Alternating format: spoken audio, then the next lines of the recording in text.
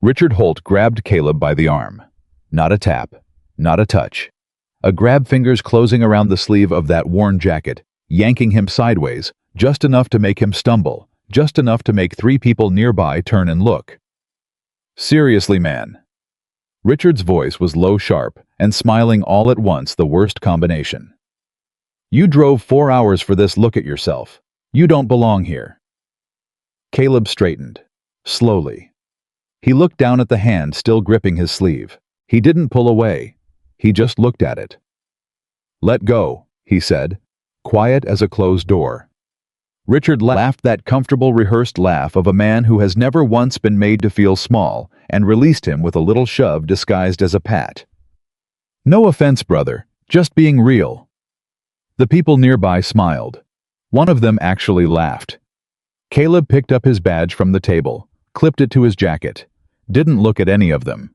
Nobody in that room knew who he really was. Nobody knew that in less than 2 hours, the most powerful woman in the building was going to walk past every single one of them and stop only when she reached him.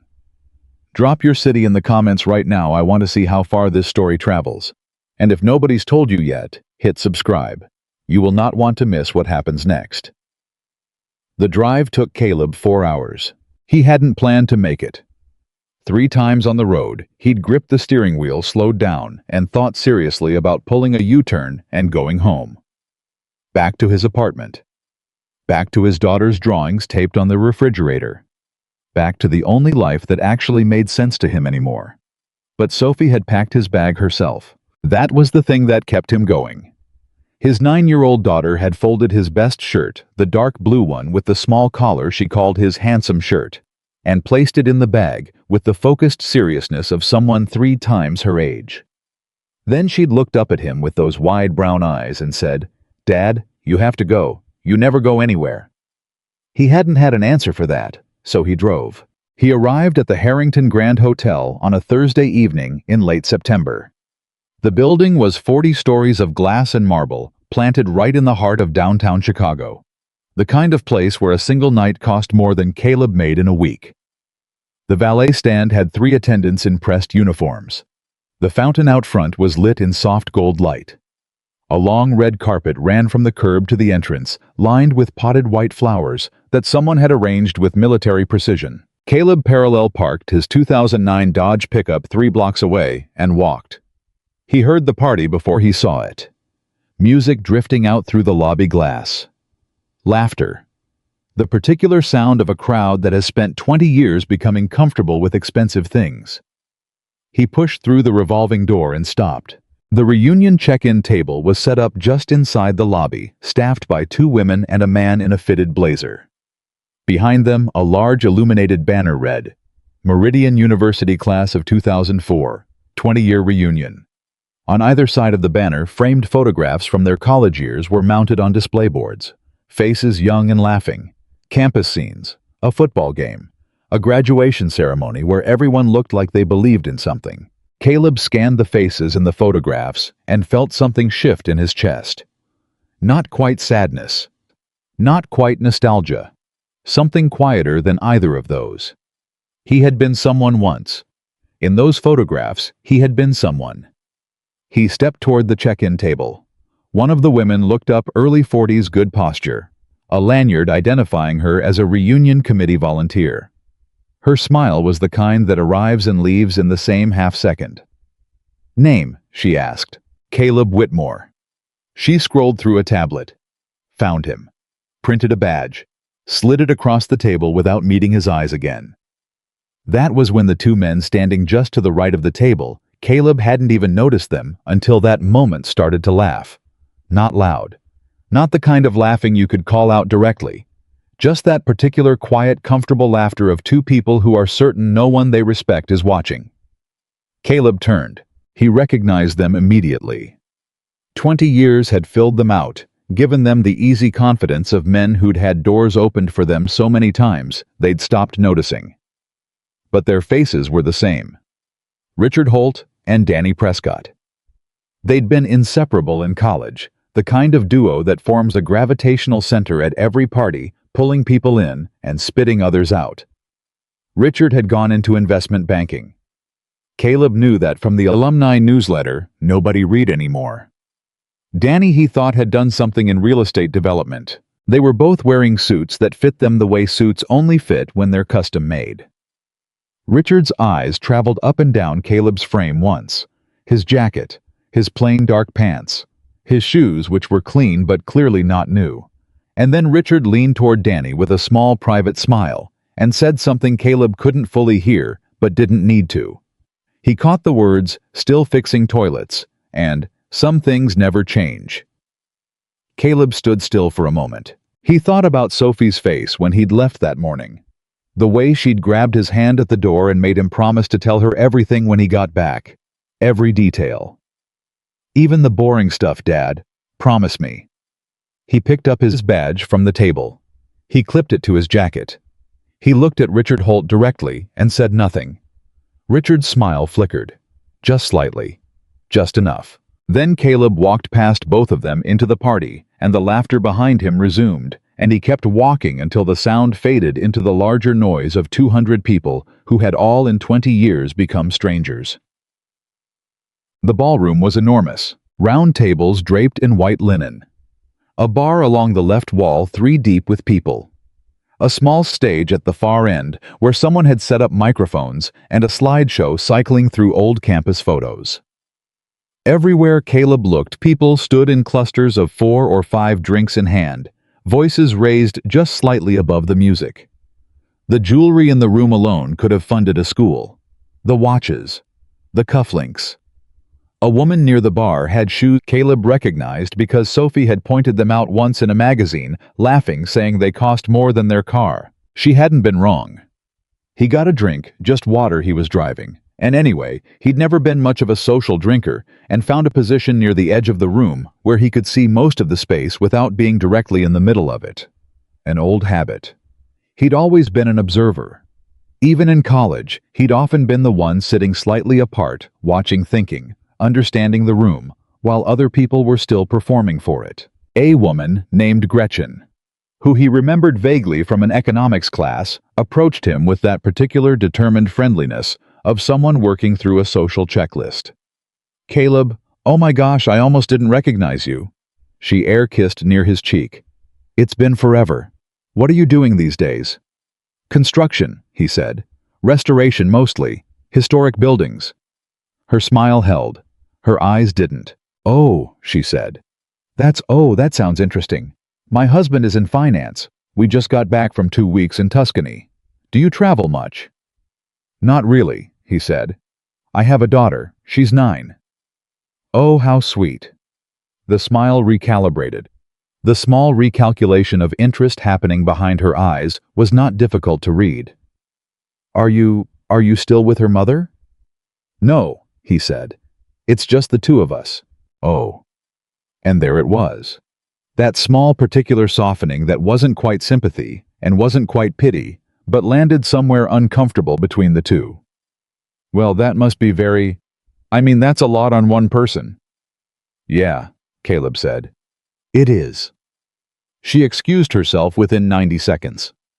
He watched her rejoin her group near the bar and say something that made 2 of the women glance briefly in his direction.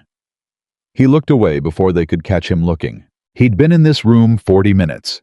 He was already thinking about the drive home. The next hour passed the way certain hours do, long in the living, short in the remembering. He spoke to a few more people. A former study partner who spent the entire conversation describing his stock portfolio. A woman from his freshman dormitory who seemed genuinely happy to see him, but was pulled away by her husband before the conversation got anywhere real. A professor, not one of his, someone he recognized from the faculty photos, who shook his hand and moved on in the same gesture. At one point, he found himself standing near the display boards with the old photographs, and he spent a few quiet minutes looking at the faces. Looking at his own face in one image near the bottom, left 20 years ago, standing in front of the engineering building with 2 classmates whose names he could no longer remember. He looked young in the photograph. Not just physically young.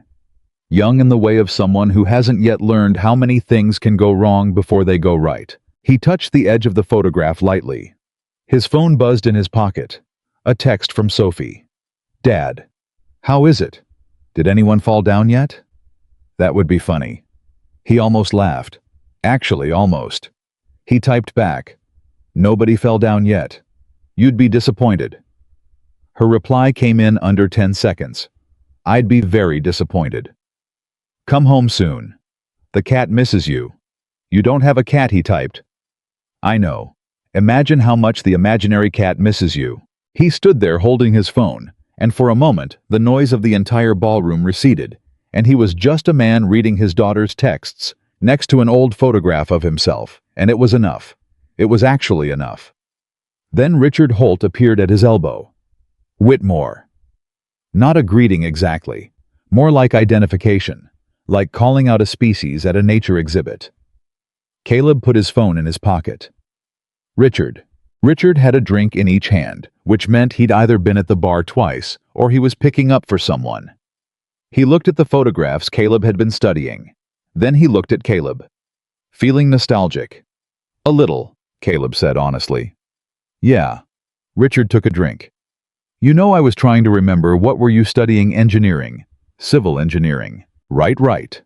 A nod that suggested the information was being filed immediately under irrelevant. And you're doing what? Construction, restoration, Caleb said. Historic structures. We take buildings that would otherwise be demolished and... Right. Richard wasn't listening. Caleb could see it. The eyes moving slightly, scanning over Caleb's shoulder for something more promising. You know, I keep thinking about how much has changed for some of us, and how, I mean no offense, Caleb, but some things kind of stayed the same. What things? Caleb asked. His voice was level, genuinely curious. Richard blinked. He hadn't expected the question to come back directly. Well, I mean... He gestured vaguely at Caleb's jacket. Life, circumstances. Some people really built on the foundation, and some people just, I don't know, maintained. Maintained, Caleb repeated. No offense. You keep saying that, Caleb said. Richard's jaw tightened slightly. I'm just being honest. You're being comfortable, Caleb said. There's a difference. Being honest would mean you actually asked me something about my life before deciding you already know everything about it. A pause. Richard looked at him. For just a moment, a flicker quickly suppressed something crossed his face that might have been uncertainty. Then the mask went back up. The confident, easy smile of a man who had not genuinely been challenged in some time. Fair enough, Richard said and moved away. Caleb watched him go. Then he turned back to the photographs. He found the one of himself again, studied it. The young man in the photograph didn't know yet what was coming.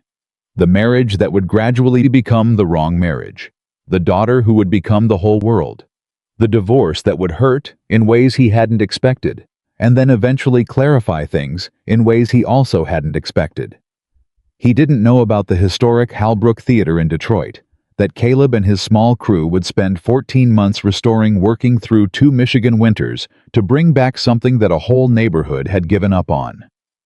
He didn't know about the letters Caleb still kept from the community members who'd written after the theater reopened. Handwritten letters, a dozen of them, from people who'd grown up going to that theater with parents who were gone. Now people who'd walked through the restored doors and said they felt like they'd gotten something back they thought was lost forever. Hy didn't know any of that. He was just a young man with good ideas and no clear sense yet of what he was going to do with them.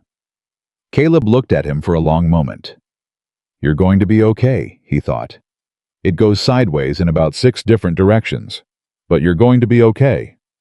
He straightened up. I was going to get 1 more glass of water, say goodbye to maybe 2 more people, and then drive the 4 hours home to an apartment with a sleeping 9-year-old, and drawings on the refrigerator, and an imaginary cat that apparently missed him. He had already turned toward the bar when the doors at the back of the ballroom opened, and everything stopped. It wasn't dramatic in the way that movie entrances are dramatic. No wind, no spotlight, no music swelling at a precise moment. It was quieter than that, and somehow more powerful for being quiet. She came through the door without announcement. A small team moved with her 2 people who had the focused, efficient presence of those whose only job is to manage the space around someone else.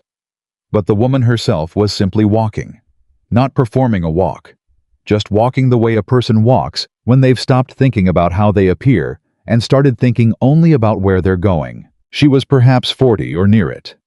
Dark coat. Hair pulled back cleanly. The kind of face that had probably been pretty in the ordinary way when she was young and had become something more specific with time.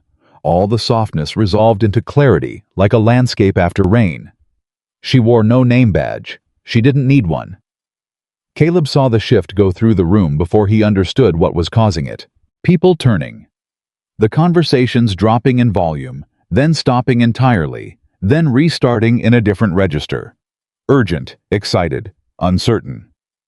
Phones coming out. People touching their hair. Richard Holt. Caleb noticed, straightened his tie with both hands in a single quick motion. Someone near Caleb said in a low voice that cracked slightly on the last word, "That's Victoria Harrington?" And then the room moved toward her, and Caleb stayed where he was. He knew the name, of course. Everyone knew the name. Harrington Technology. $14 billion in valuation at last count, more than that by now probably. A woman who'd built something from nothing, and then rebuilt it larger, and then rebuilt it larger, still all before the age of 40. The kind of story that got written about in the kind of magazines Caleb didn't read, but saw in waiting rooms. He watched the crowd close around her. Former classmates pressing forward, introducing themselves, laughing too loudly, extending hands with the eager desperation of people who have prepared their 30-second pitch their whole adult lives for exactly this moment. He watched her move through them, polite, composed, shaking hands, accepting greetings, answering the questions she chose to answer, and letting the others dissolve without acknowledgement. A woman who had learned over a very long time how to be in a room like this without being consumed by it. And then she stopped. She stopped in the middle of the crowd that was still pressing forward, and she lifted her head, and her eyes moved across the room with a focus and intention that was so different from everything else happening in that space that Caleb felt it from 30 feet away. She was looking for someone. He watched her eyes travel the room, past the bar, past the stage, past the tables, past a cluster of people near the door, past Richard Holt, who stepped slightly into her sightline with an expression of concentrated availability and was not seen. Her eyes found the display boards near the left wall. They found the man standing next to them. They found Caleb. And Victoria Harrington went still. 30 feet of crowded ballroom separated them. She took it in 3 seconds. She walked directly toward him, and the crowd parted without her asking it. To people simply move. Crowds always move for someone who has decided on a direction, and she walked through the space that opened ahead of her, and she didn't look at anything or anyone except the man standing by the photographs holding a glass of water, wearing a worn jacket, whose daughter thought he should tell her everything, even the boring parts. She stopped in front of him. The crowd behind her had gone completely silent. She was looking at his face with an expression he couldn't read, something between recognition and relief, and something older than either of those. "Caleb Whitmore," she said. It wasn't a question. He looked at her. "Do we know each other?" Her jaw moved slightly. Something in her throat shifted. Her eyes, and this was the part that would stay with him. He knew it even as it was happening, her eyes were full. "We don't," she said quietly. "But I've been looking for you for 3 years." The silence in the room was absolute. Every person who had laughed at him that evening was watching. Every person who had looked through him or past him or decided in a single glance that he had nothing worth knowing. Every one of them was watching as the most powerful woman in the room stood in front of the man they'd written off and said the words that none of them had any framework for. Caleb set down his water glass on the edge of the display board. "Then I think," he said carefully, "you'd better tell me why." The silence lasted exactly long enough to become uncomfortable for everyone, except the two people standing in the middle of it. Victoria Harrington hadn't moved. She was still looking at Caleb the way someone looks at a landmark they've been trying to find for a long time, with relief. Yes, but also with something almost like disbelief that it actually exists in the way they imagined it. Caleb looked back at her. He wasn't performing calm. He was actually calm, which was different, and somehow that difference was visible. 3 years, he said. That's a long time to look for someone. It is, she said. You're not easy to find. I'm in the phone book. Something crossed her face, not quite a smile, but close to one. You're not in the phone book, Caleb. Nobody's in the phone book anymore. Figure of speech. I know. She exhaled. A small breath, deliberate, like someone releasing pressure they'd been holding for a long time. Can we sit somewhere not here? Somewhere with fewer? She glanced briefly at the crowd packed in behind her, every face angled toward them like sunflowers toward light. Fewer people who are pretending not to listen. Richard Holt, standing 4 feet to her left, looked at the floor. Caleb noticed that, filed it away without comment. Sure, he said. They found a small sitting area off the main corridor. 2 chairs, a low table, a potted plant that had been watered too recently and smelled like wet soil. One of Victoria's team members stationed himself at the entrance to the corridor without being asked. The other disappeared entirely. Professionals. Caleb sat. Victoria sat across from him. She set her bag on the table between them and then seemed to decide that was wrong and moved it to the floor instead. She was gathering herself. He could see it. Whatever this was, whatever she'd prepared to say for however long she'd been preparing it, the actual moment of saying it was harder than the preparation. He waited. I graduated from Meridian in 2005, she said finally. 1 year after you. I was an engineering student too, but I was in the electrical division. We wouldn't have had many overlapping classes. We didn't, Caleb said. I don't remember you from school. No reason you would. I kept a low profile. A pause. Especially in my last year. Something in how she said it, the slight weight on last year, made him pay closer attention. My family lost everything in the fall of 2004, she said. My father had a business. Import logistics, nothing dramatic. It failed. Not because he was careless, just it failed. The way things fail sometimes all at once and without much warning. He lost the business. Then the house. Then his health went sideways because the stress of losing everything will do that to a person. And by October of that year, my mother was working double shifts at a hospital laundry facility, and I was 3 months from the end of my degree with no way to pay for any of it. She said all of this in a measured, even tone. Not without feeling. The feeling was there, compressed and controlled like something kept in a sealed container. She'd told this story before clearly. She'd learned how to carry it. I went to the financial aid office, she continued. 3 times. The 3rd time I sat in front of the counselor and I told her exactly what was happening. She was sympathetic. She was very genuinely sympathetic. And then she explained that the timelines for emergency assistance didn't align with my graduation date and there was very little they could do. She gave me a list of external scholarships I could apply for. A brief pause. The deadlines for all of them had passed. What did you do? Caleb asked. I went back to my apartment and I sat on the floor, she said. I sat on the floor for about 2 hours, and I thought about calling my parents and I couldn't, because what was my mother going to do? She was already working herself into the ground. And I thought about loans, and I'd already exhausted what was available to me. And I thought about stopping. Just stopping.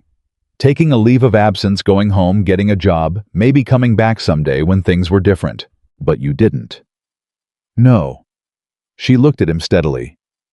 Because 3 days after I sat on that floor, I received a bank transfer. No name, no note. Just the exact amount needed to cover my remaining tuition for the final semester down to the dollar. The corridor was quiet. Somewhere behind them, the party continued, music, voices, the distant clink of glassware, but it felt very far away. The exact amount, Caleb said. To the dollar, she repeated. Which meant whoever sent it didn't guess. They knew. They'd looked it up or asked someone, or they'd done the specific work of finding out exactly what I needed. She leaned forward slightly. I went to the bank. I tried to trace it. They couldn't tell me anything beyond the originating account, which had been closed. I went to the university's financial records office and explained the situation and asked if they could tell me who had inquired about my account balance. They said they couldn't release that information. I asked everyone I knew. Nobody knew anything. She paused. Or nobody admitted to knowing anything. Caleb was quiet. I graduated, Victoria said. I got my degree. I got a job at a small tech firm in Cincinnati, then a better job in San Francisco. Then I started something of my own that failed, then something that half failed, then finally something that didn't fail at all, and kept not failing until it became what it is now. She said this without pride, or with the kind of pride that has been tempered enough by time to sound simply like fact. And the whole way through all of it, every year, every version of what I was building, I thought about that transfer. I thought about the fact that there was a person somewhere who had seen me drowning and just quietly thrown me a rope, without asking for anything, without telling anyone, just because I needed it and they could. And you wanted to find them, Caleb said. I wanted to say thank you, she said. That's all. I didn't have a plan beyond that. You don't build a $14 billion company and forget the person who made it possible. You don't do that, or at least I can't. Caleb looked at her. He looked at his hands. I thought about the fall of 2004. He thought about a Tuesday afternoon in the engineering computer lab running into a girl he barely knew. A second-year student, electrical division. Quiet, always working, the kind of student who was clearly exceptional and clearly knew it and didn't need anyone else to know it too. He thought about how she'd been sitting outside the financial aid office when he walked past, and how her face had a particular expression he recognized because he'd seen it on his own father's face once, years earlier, when the family had hit a wall they hadn't seen coming. The expression of a person doing the internal arithmetic of an impossible situation and coming up short every time. I hadn't known her. He'd seen her twice, maybe 3 times in the hallways. But he'd sat down next to her on that bench, and he'd asked if she was okay, and she'd said yes in the way that means no, and he'd asked again, and eventually she'd told him a version of it, not all of it, but enough. Enough for him to understand. He'd had savings. Not a lot, not by any objective measure, but enough. Money he'd been putting aside since his first part-time job at 16, money meant for a down payment on something someday, a future thing without a specific shape yet. He'd sat with the decision for 2 days. He'd thought about it carefully and from multiple angles, and then he'd stopped thinking and gone to the bank. He had never told anyone, not because he was ashamed of it, because it wasn't something that required telling. He'd done a thing. The thing had been the right thing. That was the end of it, or so he'd believed. It was you, Victoria said. It wasn't a question anymore. He looked up. How did you find out? I hired someone, she said simply. 3 years ago, a research firm that specializes in exactly this kind of thing. Tracing anonymous transfers, cross-referencing university financial records from that period. Narrowing down who would have had the ability and the specific knowledge of my situation to do what was done. She paused. It took them 18 months. When they came back to me with a name, I didn't believe it at first. I thought they'd made an error. Why? She looked at him directly. Because the name they gave me wasn't attached to any company, any patent, any public profile. You weren't anywhere. No LinkedIn, no business website, no articles, no awards. Just a name and a phone number and an address in a mid-sized city in Michigan. I thought they'd gotten the wrong person. But then you looked further. But then I looked further, she agreed. And the further I looked, the more I understood that I hadn't found the wrong person. I'd found the right one. I'd just been looking in the wrong places. She picked up her bag from the floor, opened it, and took out a folder. Not thin. She set it on the low table between them. Can I? Caleb asked. She nodded. He opened it. The first page was a photograph of the Halbrook Theater in Detroit. The after photograph, the one taken at the reopening with the restored marquee lit up and a crowd of people on the sidewalk out front. He knew this photograph. It had been in the Detroit Free Press. He had a copy somewhere at home in the back of a drawer because Sophie had found it once and asked him to explain it, and he'd spent an entire evening telling her the story of the theater while she sat cross-legged on the kitchen counter, eating cereal and listening with the focused, unblinking attention she gave to things she'd decided were important. Below the photograph was a 1-page summary, written in precise, clean language. The Halbrook Project, its scope, its challenges, its outcomes. The specific structural problems that had stumped 2 previous contractors and the solutions Caleb's team had engineered. The Community Impact Assessment conducted 6 months after opening. The statistic which Caleb knew, but hadn't seen written down before that attendance at community events in that neighborhood, had increased by 63% in the year following the theater's restoration. He turned the page. The Bridge Street School in Cleveland. Another photograph, another summary. A 1920s school building that had been condemned and scheduled for demolition, that Caleb and a crew of 7 had spent 8 months saving, rebuilding the foundation, preserving the original facade, converting the interior into a community learning center that now served 400 families. He remembered that project because of the cold. The worst Ohio winter in 11 years, pipes freezing overnight, showing up at 6 every morning to reassess what the cold had undone from the previous day's work. He remembered one of his crew members, a guy named Marcus, who was 23 and brand new to restoration work, asking him on a particularly brutal morning why they didn't just let the city tear it down and start fresh. Caleb had said, "Because the walls remember things, and the neighborhood needs to remember too."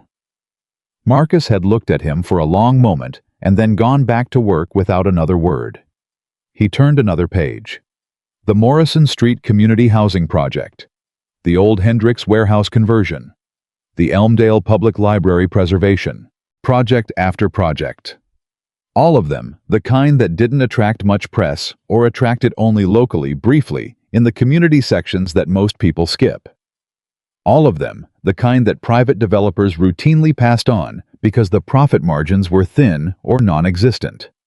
All of them, the kind that someone with Caleb's specific skill set could do and did, and then moved on from without much fanfare. "Where did you get all of this?" he asked. "The research firm, public records, some interviews with people who worked with you or knew your work." She paused. "I spoke to a woman named Linda Deering. Does that name?" "Linda runs the community board in East Side Cleveland," Caleb said. "We worked together on the Bridge Street project." "She talked about you for 40 minutes without stopping," Victoria said. "I finally had to gently interrupt her. She cried twice." Caleb closed the folder. He held it for a moment and then set it back on the table. "Victoria," he said carefully, "I appreciate what you've done here. I appreciate the effort. But I need you to understand something." He kept his voice level, direct, not unkind. "I didn't give you that money expecting to be found. I didn't do it as an investment in something.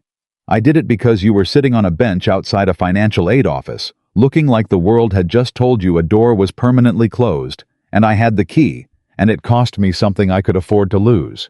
$22,000, she said. In 2004, that wasn't nothing. No, he agreed. It wasn't nothing. But it also wasn't a sacrifice. I want to be clear about that. I didn't go home and struggle because of it. It was savings. It was money I'd put aside. I decided it was better used for your degree than for something abstract in my future." He paused. "And as it turned out, I was right." "Caleb, I'm not fishing for anything," he said. "I want you to hear that plainly. I'm not sitting here wanting a check or a job offer or a press release. I just want you to understand that what I did, it didn't need to be found. It was complete on its own." She looked at him for a long moment. Then she said quietly, "I know that. That's actually the reason I've been looking for you." He frowned slightly. "I'm not following. If you'd done it hoping to be repaid," she said, "you'd have made sure I knew who you were. You'd have sent the money with your name on it, or told someone, or found a way to make sure it got back to you eventually. That's how most people operate even when they think they're being generous." She paused. "But you disappeared. You didn't just go anonymous, you stayed anonymous. For 20 years. Which means you did it purely because it needed to be done." She leaned forward slightly. "Do you know how rare that is? Do you understand what it means to me to know that someone like that exists?" Caleb didn't answer immediately. Outside the corridor, a burst of laughter from the ballroom. Someone was making a speech. He could hear the rhythm of it, the pauses for effect, the crowd responding on cue. "I have a daughter," he said finally. The shift in direction surprised her slightly. He could see it. But she followed it. "I know, Sophie. She's 9. He looked at her. "You know her name?"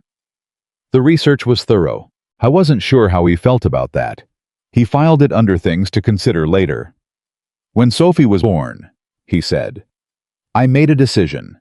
Or not a decision, more like a realization. I looked at her in that hospital room, and I understood something that I hadn't understood before. That the things you do when nobody's watching, those are the things that actually define you. Not the things you do when people are applauding. Not the things you do when there's credit involved. He paused. The anonymous stuff. The quiet stuff. The things you do because they're right, not because they're useful. That's the real record. Victoria was very still. I'm not a wise man, Caleb said. I want to be clear about that too. I've made plenty of mistakes. My marriage failed. I've had projects go sideways. I've made wrong calls and bad decisions and spent more nights than I can count staring at the ceiling wondering if I'd built the right life. He paused. But that thing I did for you, that one specific thing, I've never once doubted it. Not for a single day in 20 years. The silence between them was different now. Heavier and lighter at the same time, the way silence gets when something real has been said in it. I want to ask you something, Victoria said. And I want you to hear the whole question before you answer it. All right. I'm starting a project, she said. The largest thing I've undertaken that isn't pure technology. It's a community rebuilding initiative. 7 cities starting here in Chicago, moving to Detroit, Cleveland, Pittsburgh, Baltimore, Memphis, and New Orleans. The specific focus is historic structures in distressed communities.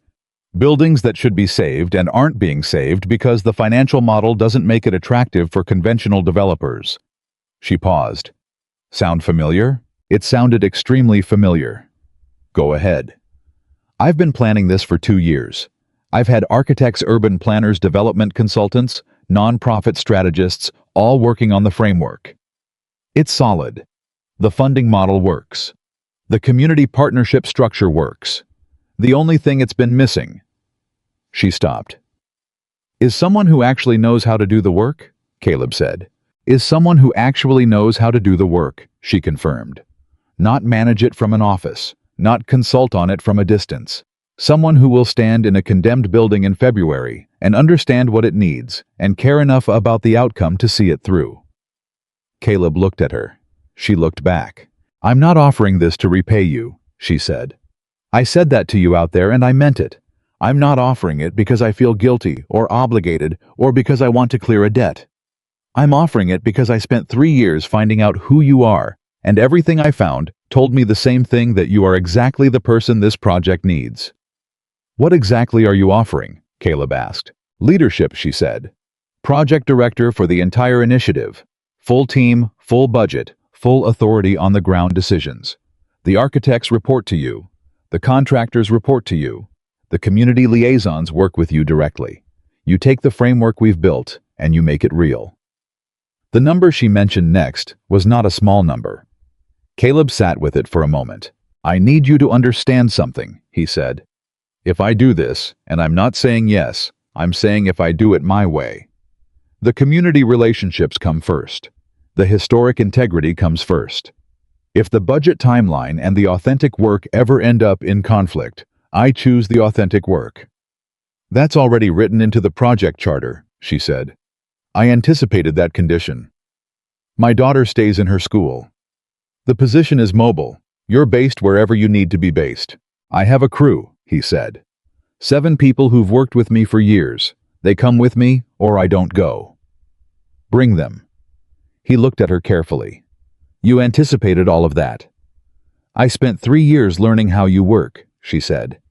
I had a reasonable idea of what your conditions would be. He was quiet.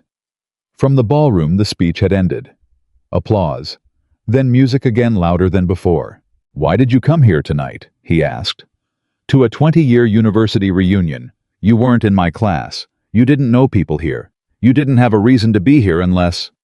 Someone told me you'd be here, she said simply. An alumni coordinator who remembered me from my student years. She reached out, thought I might want to reconnect with old classmates. I wasn't going to come. A pause. Then she mentioned the attendee list. I saw your name. And you came, he said. And I came, she said. Because I'd been trying to reach you through other channels for 3 months, and you don't return calls from numbers you don't recognize. Habit, he said. Apparently. He picked up the folder from the table again, held it, set it back down. Can I ask you something? He said. Yes. When you were sitting on that bench outside the financial aid office, he said, what were you thinking? She didn't answer right away. She looked at the low table between them, at the folder at her own hands. I was thinking that I'd worked for 8 years to get to where I was, she said slowly. Since I was 14, seriously working toward something. I was thinking that I'd done everything right, the grades, the applications, the scholarships, the part-time jobs, every piece of the formula, and that somehow none of it was going to be enough. That there was going to be this gap between what I'd done and what I needed that I simply couldn't bridge, and that it had nothing to do with whether I deserved it or had worked for it. A pause. I was thinking that the world had a very specific set of rules about who got to finish and who didn't, and that those rules had nothing to do with effort. And then someone changed that, Caleb said. And then someone changed that, she said. And it wasn't just the money. I want to be clear about that.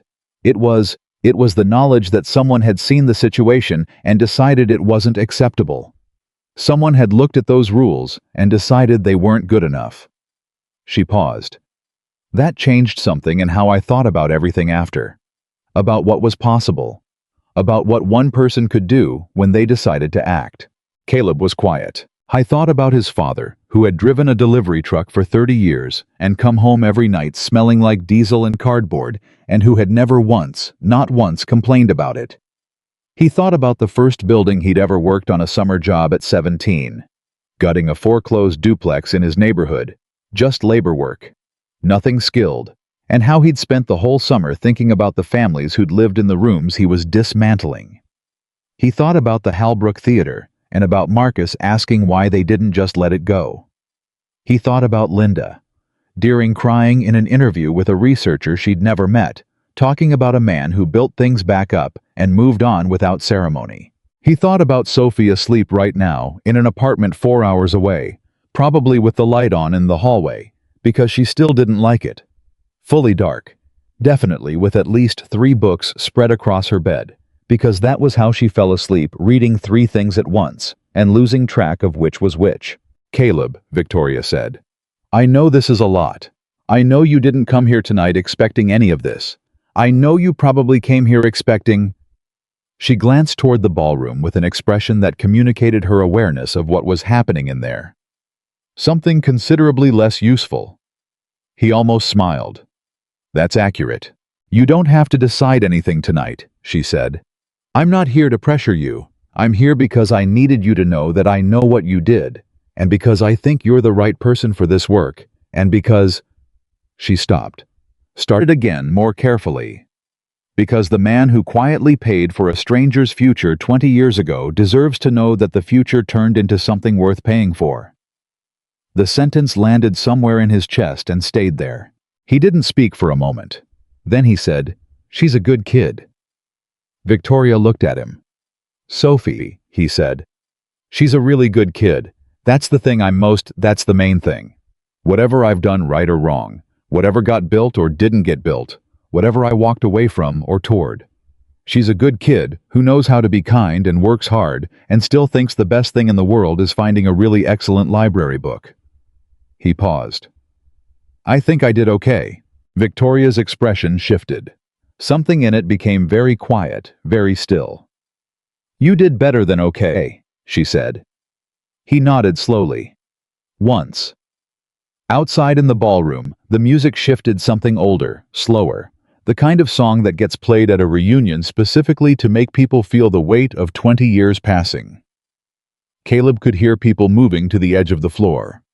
Could hear voices getting softer and more careful, the way voices do when a song makes you suddenly aware of time. He stood up. Victoria stood too. I'll call you, he said. I have your number. You don't, she said. But you will. She reached into the folder and took out a single card, plain small, just a name and a number, nothing else. She held it out. He took it.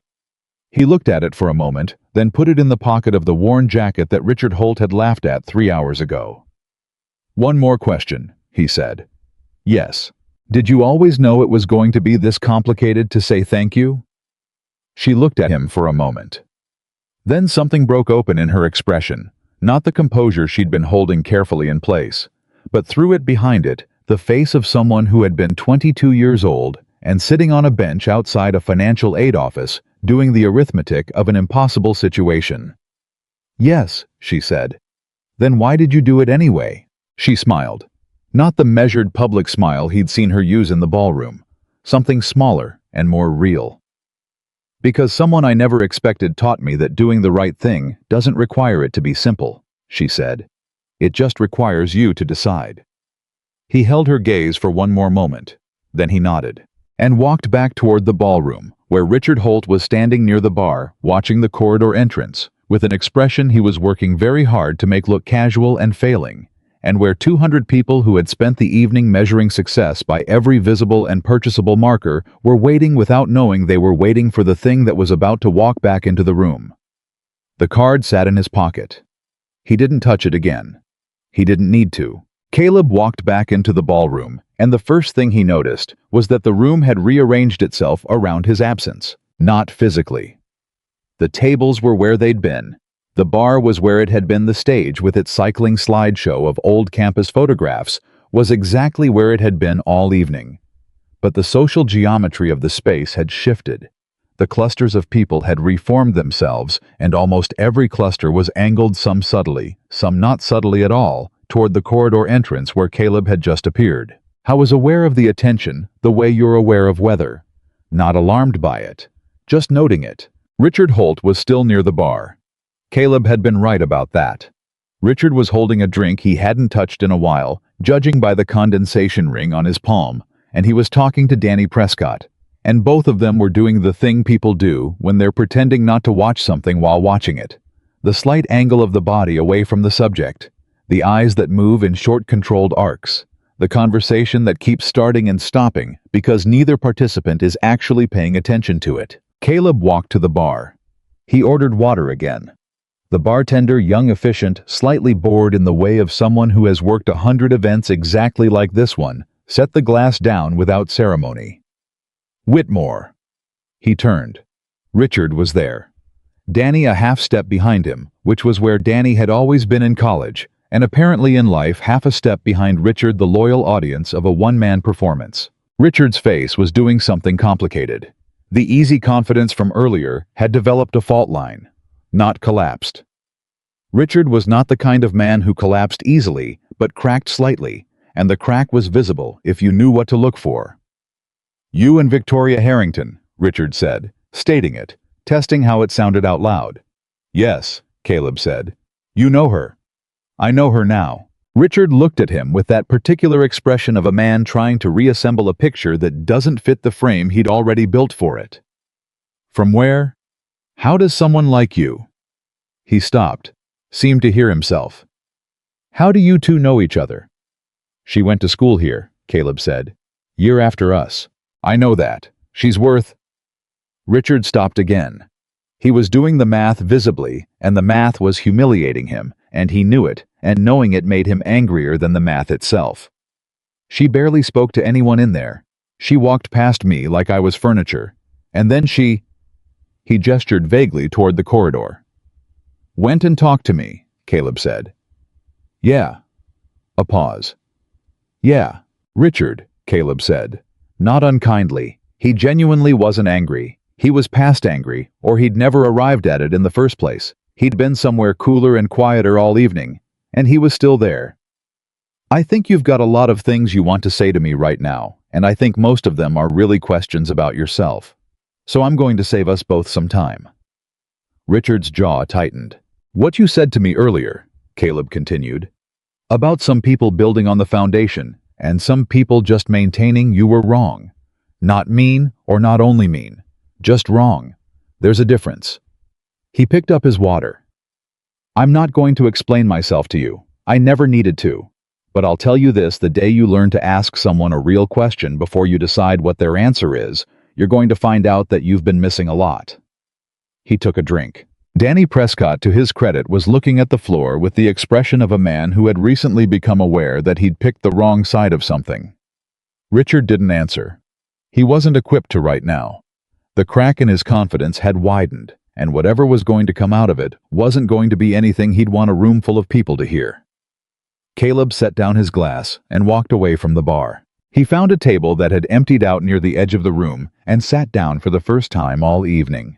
His feet were tired. That was the pedestrian truth of it. He'd been standing for 3 hours. He was 35, and his feet hurt in the boots he'd chosen because they were his best ones, not because they were comfortable. He sat and watched the room. And the room watched him back, trying to pretend it wasn't. A woman he didn't recognize approached the table. 50s maybe. Silver hair pulled back cleanly. She hadn't been there all evening, or he hadn't noticed her, which meant she'd either arrived late or occupied a part of the room he hadn't looked at. She moved without the social performance quality. Most people in this room were operating with the ease of someone who had stopped needing things from strangers a long time ago. "May I?" She gestured at the chair across from him. "Please," he said. She sat, looked at him directly. "You're Caleb Whitmore." "That seems to be common knowledge tonight," he said. Something shifted in her expression, not quite amusement, but close. "My name is Eleanor Marsh. I was on the faculty here for 18 years, structural engineering department. I retired in 2019. He looked at her more carefully. "Eleanor Marsh, I had a seminar with you, fall of 2002. Materials and load distribution," she said. 16 students. You sat in the third row and never once asked a question in class and wrote the highest scoring final paper I received that year." He hadn't expected that. "You remember that. I remember every paper that surprises me," she said. "You wrote about adaptive reuse of historical structures." In 2002. Before it was really a conversation anyone was having seriously. "You argued that the structural integrity of older buildings was routinely underestimated because engineers were applying contemporary load models to materials that behaved differently. That if you approached restoration with the same rigor as new construction, but adapted the methodology to the specific material properties, you could save buildings that were being condemned unnecessarily." She paused. "You were 20 years ahead of the field." Caleb looked at her. "I wanted to find you after that paper," she said. "I had 3 colleagues I was going to show it to. Then you graduated, and I lost track." She paused. "I've seen your work, though. The Halbrook, the Bridge Street School." "How did you—" "I consult for a historical preservation nonprofit based out of Cincinnati," she said. "We evaluated both projects as case studies. Your structural solutions on the Halbrook Foundation were—" She paused, choosing the word. "Elegant. Not a term I use often in engineering contexts, but elegant is the right word." Caleb was quiet for a moment. He felt something that he didn't have a clean name for, not pride exactly, but something adjacent to it. The feeling of being seen accurately, which is different from being praised and considerably rarer. "Dr. Marsh," he said, "can I ask why you came tonight? You didn't seem like a person who was here for the party." She smiled. Small, clear, honest. "I wasn't. I come every 5 years. I walk through, I find 2 or 3 former students who ended up doing interesting things, and I tell them what I see in their work, because nobody told me when I was their age, and it would have meant a great deal if someone had." She paused. "You were on my list tonight." He looked at her. "You're the only one on the list who didn't seek me out first," she said. "Everyone else comes and finds the faculty. You came clearly wanted to leave, almost left several times, and then ended up in a private conversation with Victoria Harrington in a corridor." She tilted her head slightly. "Which tells me you're either very impressive or very lucky." "Or both," he said. "Yes," she said. "Or both." He thought about the card in his pocket. Thought about the folder Victoria had shown him, project after project documented by someone who'd cared enough to look. Thought about Linda Deering apparently crying in an interview. Thought about Marcus, who now ran his own small restoration crew out of Columbus, and still called Caleb twice a year, once on his birthday, and once on the anniversary of the day they finished the Halbrook. "Dr. Marsh," he said, "can I ask you something?" "Of course." "When I was your student," he said, If you'd known then the trajectory, I mean, the path, not the big projects, not the ones anyone would write about, the quiet ones, the buildings that don't make papers, the 18-hour days in a condemned school in a Cleveland winter. Would you have told me to choose differently? More visibility, more recognition, more conventional success. She looked at him for a long moment. Really looked the way that professor had always looked, like she was evaluating the load-bearing capacity of the person in front of her. No, she said. I would have told you to do exactly what you did. Exactly. A pause. Prestige is for people who need external confirmation that their work matters. Work that matters doesn't require that confirmation. She paused again. The buildings you've saved will still be standing when everyone in this room has been forgotten. He sat with that for a moment. Then his phone buzzed. He looked at it automatically, a reflex, and saw Sophie's name on the screen. Dad. I know it's late, but I can't sleep, and I want to know how the party is. Is it good, or is it weird? It sounds like it would be weird. He typed back. It started weird. It got interesting. A pause. Then, interesting how? Tell me everything. I'm awake, I promise. He looked at the phone, looked at Dr. Marsh, who was watching him with the expression of someone who understood exactly what they were seeing without needing it explained. My daughter, he said. How old? 9. What's she like? He thought about it honestly. She reads everything she can get her hands on. She has opinions about architecture, which is my fault. She corrected a contractor who came to do work on our building, once pointed out that he'd described a structural support incorrectly, and he spent 10 minutes trying to explain to a 9-year-old why she was wrong before giving up. He paused. She was right. Dr. Marsh looked at him steadily. She sounds like someone who's been raised by someone who takes ideas seriously. I try, he said. You do more than try, she said. That quality, taking ideas seriously, treating knowledge as something to pursue rather than something to perform. It doesn't appear in a 9-year-old without consistent modeling. That's your work too, Caleb. That's also the kind of building that lasts. He felt that land somewhere real. He typed back to Sophie. Party is almost over. I'll tell you everything tomorrow. Her reply. You always say that, and then you summarize. I want the full story, Dad. Full story, he typed. I promise. Even the parts that surprised you. He paused. Especially those, he typed. He put his phone away. Dr. Marsh stood. I won't keep you. I only wanted to tell you what I see. She extended her hand. Keep doing the work, Caleb. Not for the recognition, not for the money, for the buildings, for the communities, and for whatever 9-year-old is going to grow up knowing that the world can be put back together by someone who cares enough to try. He shook her hand. She walked away without looking back. He sat alone at the table, and for a moment, the party noise fell away from him, and he was just a man sitting quietly in a room where everything had shifted in the last 2 hours, feeling the particular weight of an evening that had turned out to be something completely different from what he'd expected. Then the seat across from him was occupied again, and he looked up. It was Gretchen, the woman from the economics class who'd stopped by earlier. She sat down without asking, which was different from the first time when she'd approached him with that social checklist energy. She sat down, and she looked like someone who had been thinking for the last hour and had arrived at something uncomfortable. Can I just, she started. Stopped. Can I say something honestly? Sure, he said. When I talked to you earlier, she said, I was awful. You weren't awful, he said. You were just, I was doing the thing where I was measuring you, she said. In about 60 seconds I decided what your life amounted to, and then I went back to my husband and I said. She stopped, shook her head. I'm not going to tell you what I said because it's embarrassing, but I want you to know that I saw what happened tonight, with Victoria Harrington. And I know what actually happened, what was actually said, but... A pause. But whatever it was, it made me feel like I'd been doing something wrong for a long time. Caleb looked at her. What do you think you've been doing wrong? She considered that. Genuinely, it seemed.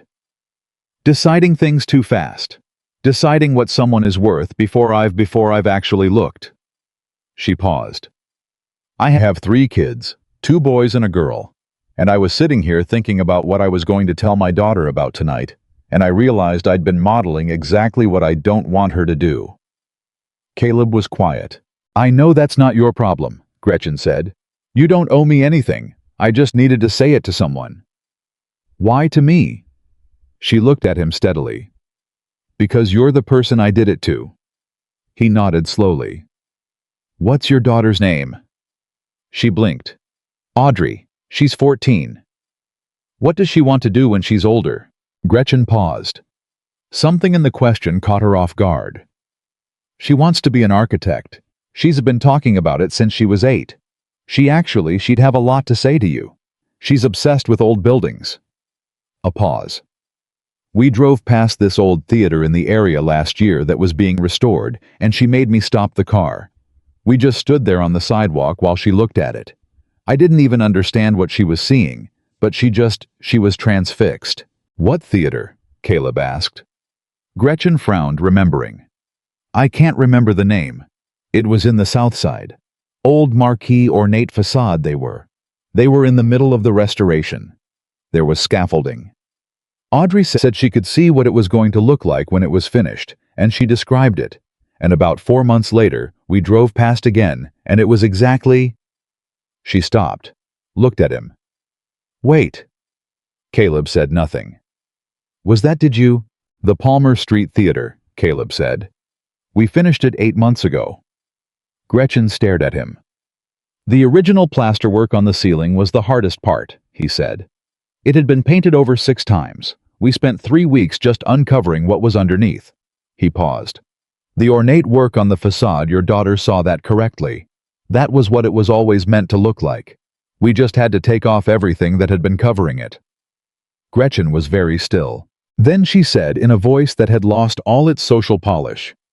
She cried when she saw the finished building. She called me into her room and she said, Mom, someone cared enough. That's what she said.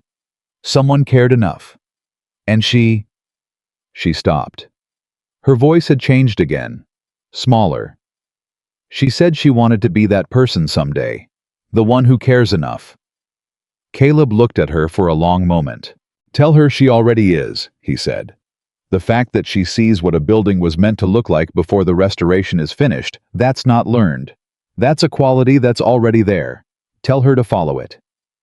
Gretchen looked at him with an expression he recognized. The same expression Marcus had when Caleb had said the walls remember things. The expression of someone who has just been handed a sentence they're going to carry for a long time. Thank you, she said quietly. He nodded. She stood, looked like she might say something else, then didn't. Walked back toward her husband, who was watching from across the room with an expression of mild confusion at whoever his wife had just been talking to. Caleb watched her go. Then he looked up and found with no particular surprise that Richard Holt was standing at his table again. This time, Danny Prescott wasn't with him. This time, Richard was alone, and he was holding a glass of something amber with both hands, and he looked like a man who had spent the last 30 minutes arguing with himself and wasn't sure who'd won. Can I sit? Richard asked. Caleb looked at him for a moment. Sure. Richard sat, didn't speak right away, turned the glass in his hands. I owe you an apology, he said finally. The words came out with the effortful quality of something that hadn't been said much. In the same way a muscle that hasn't been used feels stiff and uncertain of itself. Caleb waited. What I said earlier, the grab, all of it. Richard's jaw moved. I was being a jerk. I was being the specific kind of jerk that I'm kind of... A pause. That I'm aware I am, sometimes. And I just... He stopped. Richard, Caleb said. You don't have to do this because you saw me talking to a billionaire. The words landed hard. Richard flinched slightly. I'm not, Richard said. Then, or it started that way. I'll be honest, it started that way. I saw you walk back in and I thought... He stopped. Started again. I've built my whole life on a very specific understanding of how things work. Who matters? Who doesn't? How you can tell the difference in 60 seconds or less. And tonight... He looked at his glass.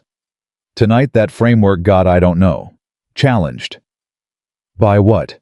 By the fact that someone like Victoria Harrington doesn't walk across a room full of people like that for no reason, Richard said. She didn't walk across it to me. She didn't walk across it to anyone here I'd have predicted. She walked across it to you. And I've been sitting here trying to understand what I missed, and the honest answer is... He paused. The honest answer is, I didn't look. Caleb studied him. Richard Holt was not a person who found this easy. The admission was real, whatever had pushed him to it. You've been doing this a long time, Caleb said. The quick assessment, the social calculation. It works for you mostly. In the circles you operate in, it probably works 90% of the time. Yeah, Richard said. The 10% you miss, Caleb said, is not a rounding error. It's the part that matters. Richard was quiet. I'm not angry at you, Caleb said. I want to be clear about that. I know that might be hard to believe, but I genuinely am not sitting here holding a grudge about tonight. I've been grabbed by better men than you and ignored by worse ones, and I'm still here, and my life is what I decided it was going to be. He paused. But if you want the apology to mean something, don't give it to me. Go home and think about where else you've done this. That's where the work is. Richard looked at him across the table. For a long moment, the pretense was gone. The curated, successful, 60-second assessment version of Richard Holt was gone, and what was left was a man in his mid-30s sitting across from someone he'd misjudged, trying to figure out what that meant about the way he'd been living. You know what the worst part is, Richard said. What? I did it to you in about 10 seconds, he said. 10 seconds, and I've been doing it to people for 20 years, which means... He stopped. Which means there are people you've written off who probably deserved better, Caleb said. Richard didn't answer. He didn't need to. Richard. Caleb leaned forward slightly. The fact that it bothers you tonight is the thing. Most people never get even that far. Most people have an evening like this, and by tomorrow they've constructed a story about why they were actually right. He paused. You're still here sitting at my table with your glass saying it out loud. That means something. Richard looked at him with an expression that was complicated and genuine, and slightly disorienting on a face that had been performing confidence all evening. You're an interesting person, Whitmore, he said quietly. You would have known that, Caleb said, if you'd asked. Richard almost smiled. It didn't quite form, but it came close. He stood up, straightened his jacket, the reflex of a man who has certain gestures so deeply embedded they operate independently, and looked at Caleb one more time. For what it's worth, he said. I hope you take whatever it is she's offering. I don't know what it is, but I hope you take it.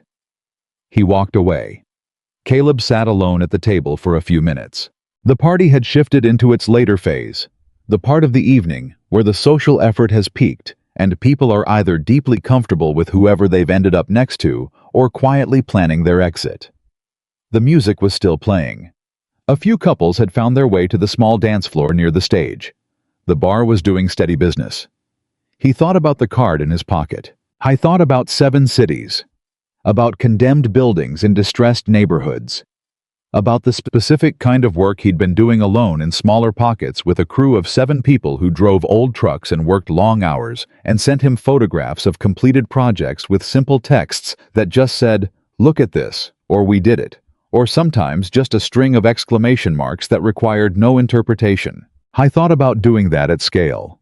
About what it would mean for those neighborhoods, not one building at a time, not one city at a time, but a systematic, resourced, committed attempt to do the thing he'd been doing quietly for 10 years, but with the capacity to do it at a level that could actually shift something structural about how communities lost and reclaimed themselves.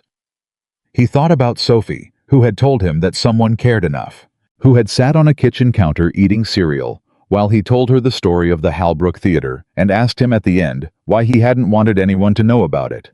He'd told her, because the building is the point, not me. She'd thought about that for a long time, long enough that he'd thought she'd moved on to something else in her head. And then she'd said, "But if people know you did it, other people might want to do it too. So maybe sometimes the point and the person are both the point." She'd been 7 years old. He had not had a satisfying answer to that. He still didn't. His phone buzzed again. He expected Sophie, but the number on the screen wasn't hers. It was a number he didn't recognize. He answered. "Caleb." Victoria's voice. calm, direct. "I know this is soon. I just wanted to say one more thing before tonight is really over." "All right," he said. "I've made a lot of decisions in my life by thinking through every angle," she said. "By running projections, consulting advisors, stress testing assumptions. And those decisions have mostly been good ones. But the best decision I've ever been part of was made by a 20-year-old kid in a bank line who ran the math in his head and then stopped running it and just did the right thing." He was quiet. "I'm not asking you to stop thinking," she said. "I'm just asking you to remember that sometimes you already know." The line went quiet. Then she said, "Good night, Caleb." "Good night," he said. He hung up. He sat there with the phone in his hand, in a ballroom full of people who had spent 20 years becoming exactly what they'd intended to become. And he thought about a 22-year-old girl sitting on a bench outside a financial aid office doing the arithmetic of an impossible situation. He thought about what it felt like to be the thing that changed the arithmetic. He thought about 7 cities. He thought about Sophie asleep 4 hours north of here with the hallway light on. I thought about what she'd said at 7 years old, which was still the clearest thing anyone had ever said to him about the work. Maybe sometimes the point and the person are both the point. He stood up. He walked to the coat check, collected his jacket, said goodnight to the attendant who was the only person in the building who seemed entirely unburdened by the evening. He pushed through the lobby doors into the cool September air. He stood on the sidewalk for a moment in the dark, and the relative quiet 3 blocks from a truck that had 400,000 miles on it, and a child's drawing rubber-banded to the passenger sun visor, because Sophie had given it to him 6 months ago, and told him it was road trip protection. He reached into his jacket pocket. He took out the card. He looked at it. He put it back. He started walking. He had a 4-hour drive and a daughter who wanted the full story, every detail, even the boring parts, especially the surprising ones, and he was going to have to figure out how to tell her all of it in a way that made sense. He thought maybe it would make sense. I thought maybe that was the right word for an evening like this one. An evening where a room full of people who thought they knew exactly what everything was worth had been shown quietly and without argument that they'd been measuring the wrong things all along. I thought about the buildings he'd saved, the walls that remembered, the theaters that opened their doors again on neighborhoods that needed something to come back to. He thought about the school in Cleveland, and the warehouse in Pittsburgh, and the library in Elmdale, where a woman named Ruth had written him a letter, handwritten 3 pages. The ink slightly smeared in places, telling him that her mother had borrowed her first book from that library 60 years ago, and that now her own granddaughter had borrowed her first book from the same building, from the same shelf system, because Caleb and his crew had preserved the original millwork down to the shelf brackets. 3 generations, she'd written. You gave us 3 generations back. He'd kept that letter. Kept it in the same drawer where he kept the newspaper photograph from the Halbrook opening. Kept it the way you keep things that remind you what the work is actually for. He reached his truck. He sat behind the wheel for a moment without starting it. He took out the card again. 1 name, 1 number. I thought about what it would mean to say yes. To take a thing he'd been doing alone and small and quiet and bring it into the light, into scale, into the kind of work that would get written about and talked about and photographed. To become the person other people could see doing it, which was exactly what he'd always been careful not to be. He thought about Sophie at 7 years old. Maybe sometimes the point and the person are both the point. He turned the card over in his hands. He set it on the dashboard. He started the truck. He had 4 hours. That was enough time to think.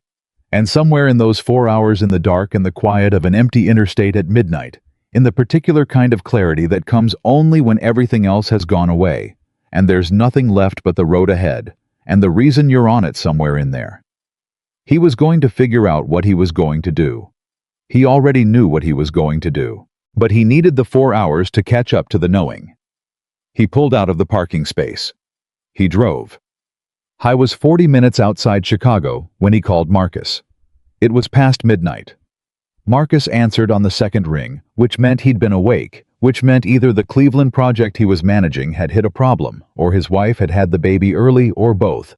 And Caleb's first words were, "Everything okay?" before Marcus could say anything beyond hello. Yeah, all good, Marcus said. His voice had that particular texture of someone who'd been watching television in the dark while pretending to be relaxed. Simone's fine. Baby's not for 3 more weeks. I was just up. A pause. How was the reunion? Strange, Caleb said. Strange how? Caleb thought about how to compress the evening into something that fit a phone call at midnight on an empty interstate. He thought about Richard's hand grabbing his sleeve. He thought about Victoria walking across a silent ballroom. He thought about Eleanor Marsh saying elegant the way engineers almost never use the word. He thought about Gretchen's daughter standing on a sidewalk, describing a finished building she hadn't seen yet. Victoria Harrington was there, he said. A pause. Victoria Harrington, Marcus repeated. Not a question. The kind of repetition that means someone is deciding how seriously to take what they just heard. She wants me to lead a project, Caleb said. 7 cities. Historic restoration in distressed communities. Full team, full budget. The silence on Marcus's end was longer this time. Caleb knew this silence. He'd heard it on job sites when he told his crew something that required them to recalibrate the silence of people who are intelligent enough to understand the weight of information before they react to it. Full budget meaning what? Marcus said finally. Meaning not our budget, Caleb said. Meaning a real budget. The kind where the problem isn't whether we can afford to do the work right, but whether we can find enough people who know how to do it. Another pause. You serious right now? Yeah. Caleb. Marcus's voice shifted. The television in the dark relaxation was entirely gone. That's how long have we talked about what we could do if the money wasn't the ceiling? How many times have we stood in front of a building and I've said, I know, Caleb said, and you're calling me at midnight on the highway, which means you haven't said yes yet, Marcus said. Which means something is stopping you. So what's stopping you? Caleb watched the road, the headlights pushing into the dark ahead of him, illuminating 100 feet at a time and no more. He'd always found something honest about driving at night. You couldn't see further than your lights reached, and you had to trust that the road was still there beyond them, and mostly it was. Nothing rational, he said. Then what? I thought about how to say it. I've spent 10 years building something quiet, he said. The work is quiet. The crew is small.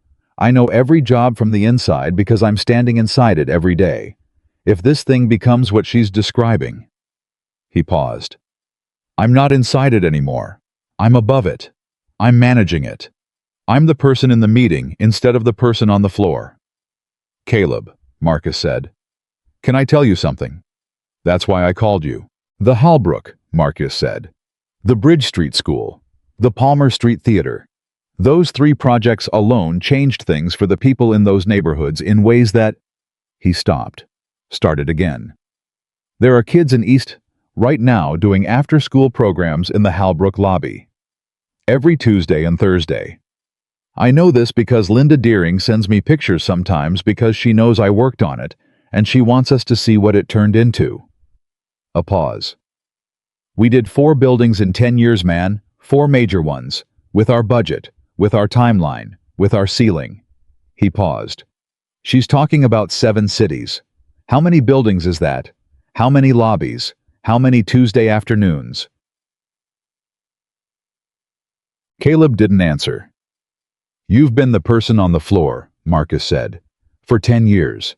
You know what the floor looks like. You know what the walls need. Nobody's going to take that away from you by giving you more resources to work with. A pause. Being above it doesn't mean leaving it. It means you can see more of it at once. Caleb drove. The road continued ahead of him, lit and dark in equal measure. Your crew comes with you, Marcus said. It wasn't a question. She said yes to that already. Then what are we talking about? Marcus said. Not unkindly, just accurately. I don't know, Caleb admitted. I've been asking myself that for 2 hours. You know what I think, Marcus said. Tell me. I think you spent so long choosing the quiet thing because the quiet thing was right that you started to think the quiet thing was always going to be right, Marcus said. And now something loud is in front of you, and you're treating the loudness like a warning sign when it might just be what it is. A pause. Bigger. Caleb thought about that. I thought about Dr. Marsh saying the buildings you've saved will still be standing when everyone in this room has been forgotten. He thought about what that meant multiplied across 7 cities. He thought about how many buildings were being condemned right now in neighborhoods across this country this week, this month, because the financial model didn't support their survival, and there was nobody in the room arguing for them with both the knowledge of what they were worth and the resources to act on that knowledge. I thought about being that person in the room. "Marcus," he said, "if I do this, you're with me. You and the crew. New title, better pay. I'm not going without you." Another silence. Different quality this time. "Simone's gonna lose her mind," Marcus said quietly. "In the good way." Caleb almost smiled. "Get some sleep. I'll call you this week." "Caleb." Marcus's voice dropped. "You already know what you're going to do." "Yeah," Caleb said. "So why are you still driving around thinking about it?" "Because Sophie's asleep, and I need something to do for 4 hours." Marcus laughed. It was a full, real laugh, the kind that doesn't have any performance in it. "All right, man. Drive safe." "Night," Caleb said. He hung up. He drove for another 20 minutes in silence, and then he passed the sign for the rest area at mile marker 91, and he pulled off without planning to. He parked, turned off the engine, sat in the dark and the quiet. He reached for the card on the dashboard. He turned it over in his hands, the way he'd been turning it over all evening, not anxiously, just thinking through it, the way he turned problems over when he was working. When he stood in front of a building that needed saving, he didn't stand there anxiously. He stood there, and he looked at it, and he let what he knew accumulate until the right answer became obvious. He'd learned that process over years, standing in front of condemned structures that other people had written off, learning to read what they needed rather than what seemed easiest. He looked at the card. Victoria Harrington. 1 number. He thought about what she'd said on the phone. "Sometimes you already know." I thought about his father, who had driven a truck for 30 years and been good at it, and come home every night and been a decent man and a present father, and had never once, as far as Caleb knew, regretted the quietness of the life he'd built. But he'd also told Caleb once when Caleb was about 16 and asking about ambition in the way teenagers ask about things they don't fully understand. Yet he'd said, "The mistake people make is thinking that choosing a big thing means abandoning the small ones. The real question is whether the big thing serves the same values as the small thing. If it does, it's not really a different choice. It's just a larger version of the same one." Caleb had been 16. He'd filed it away without fully understanding it. He understood it now. He put the card back on the dashboard. He started the truck. He drove the rest of the way home. He pulled into his parking space at 2:47 in the morning. The building was quiet. The hallway light was on when he got upstairs. Not the apartment hallway light. The light inside the apartment visible under the front door, which meant Sophie had left the kitchen light on for him, which she'd started doing when she was 7. Without ever explaining it, just began doing it one night when he'd come home late from a project, and it had been there ever since. He unlocked the door quietly. The kitchen light was on. The living room was dark. There were, as predicted, 3 books spread across the couch in positions that suggested someone had been reading all of them and fallen asleep mid-rotation. He checked on Sophie. She was asleep in this position she always slept on her side. One arm under the pillow, the other stretched across the mattress, reaching for something that wasn't there. She had her mother's hair and Caleb's stubborn jaw, and an expression in sleep that was completely her own. Not peaceful exactly, more like concentrated. Even asleep, she looked like she was working something out. He stood in the doorway for a moment. Then he went to the kitchen, drank a glass of water standing at the sink, and sat down at the table. He pulled out the card. He set it on the table in front of him. He looked at it for a long time. Then he picked up his phone and typed a message to Victoria's number. He wasn't sure why he did it by text instead of planning to call in the morning. It felt more honest, somehow, less performed. "I have conditions," he typed. "Not the ones I mentioned tonight. Different ones." He looked at the screen. Then he typed, The communities have to be partners, not recipients. Not consultation. Actual partnership, meaning they have real decision-making authority on what gets restored and how. If that's negotiable in the project charter, I can't be the person you need. He set the phone down. He didn't expect a reply at 3 in the morning. The reply came in 4 minutes. Already in the charter. Article 7 Community Partnership Framework. It was the first thing I wrote. He looked at the screen, then he typed, "Then I'm in." He put the phone face down on the table. He sat in the quiet kitchen in the middle of the night with the kitchen light, his daughter left on for him, and the books scattered on the couch, and the drawings on the refrigerator. And he thought that this was what it felt like when a thing you'd been building alone for a long time made contact with something larger than itself. Not a collision. Not an intrusion. More like connection. The way two load-bearing structures properly aligned become stronger together than either is alone. He turned off the kitchen light and went to bed. He slept well, which surprised him slightly. He'd expected the kind of night where thoughts circle and sleep stays just out of reach. But he was out almost immediately, and he didn't dream or didn't remember dreaming. And when he woke up, it was to the sound of someone in the kitchen and the smell of something burning. He was out of bed before he was fully awake. Sophie was standing at the stove with a look of intense concentration and a pan that contained what had once been eggs and was now approaching something more geological. "I'm making breakfast," she said without turning around. "Don't panic." "I'm not panicking," he said. "I'm assessing." "That's just panicking with better vocabulary." He stood beside her, looked at the pan, looked at her. "Can I help?" "No, I watched a video. It's a technique." "What technique involves eggs being that color?" "It's caramelized." "Eggs don't caramelize, Soph. These ones did." She turned to look at him. Her hair was half in a ponytail and half refusing the ponytail in the way it always did, and she was wearing the oversized Halbrook Theater t-shirt that Linda Deering had sent them after the opening extra large, obviously meant for an adult, which Sophie wore as a dress and refused to give up. She studied his face with the focused attention she applied to most things. "You look different," she said. "I drove 4 hours and slept 4 hours. No, not tired, different. Different. She turned back to the eggs with the decisive air of someone who has noted something and filed it for later. "Tell me everything." He sat down at the kitchen table. He'd been at this table a few hours ago looking at the card. The card was still there. He moved it slightly to the side without drawing attention to it. He told her, not everything at once. He circled through it, the way he'd circled through the drive home, finding the shape of the evening in the telling. He told her about arriving and the check-in table and Richard Holt's hand on his sleeve. He told her about the display boards with the old photographs. He told her about Dr. Marsh and her memory of a paper he'd written 22 years ago. He told her about Victoria walking across the ballroom and the corridor and the folder and the conversation. Sophie listened, the way she always listened to things she cared about completely.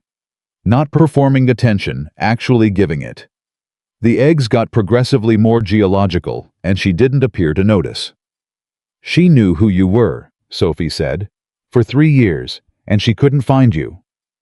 "I'm not hard to find," Caleb said. "You kind of are, though," Sophie said. "You don't have a website, your phone number's not online, you're basically invisible on purpose." "Not on purpose," he said. "Just I never needed to be findable. Until now." Sophie turned off the burner. She looked at the pan for a moment, with the critical honesty of someone evaluating their own work. "These are beyond caramelized," she said. "There's cereal. There's always cereal."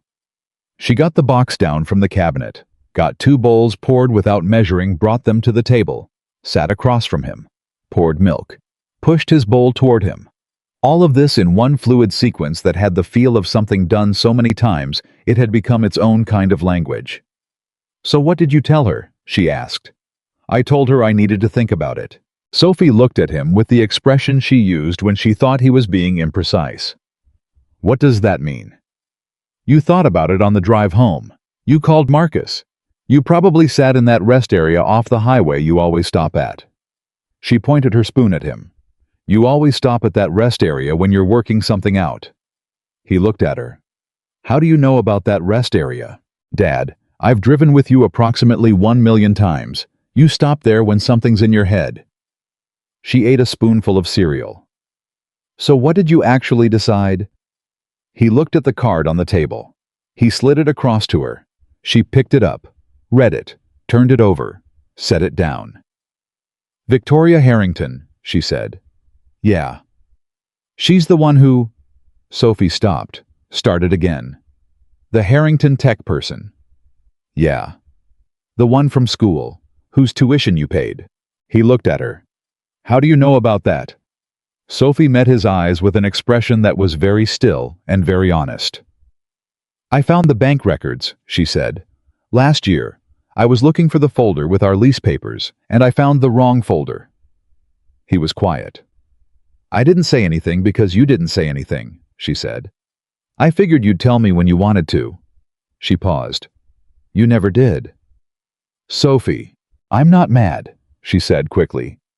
I want you to know that I knew, that I've known for a year. She looked at the card on the table. And now she found you, and she wants you to do the thing you do, but bigger. She paused. Right. Yeah, he said. 7 cities. Community restoration. Full team, real resources. Sophie was quiet for a moment, eating her cereal, looking at the table, running something through in her head in the particular way she did, slowly, thoroughly, without apparent hurry. Are you scared? She asked. He thought about that honestly. Not scared, he said. More like aware. That it changes something. That the version of the work I've been doing is one thing, and the version she's describing is a different thing. And even if they're built on the same values, they're not the same experience. Yeah, Sophie said. But Dad... She looked at him directly, and there were moments like this where he was absolutely floored by her, by the clarity of her thinking, by the precision of it, by the fact that she was 9 years old and sitting across from him in an oversized t-shirt, eating cereal at 8 in the morning and saying things that were more useful than half the conversations he'd had with adults last night. How many buildings have you saved, like for real? The real number, he thought. 37 significant projects, he said, over 10 years. And how many people live in those neighborhoods? I've never counted. I have, she said. He stared at her.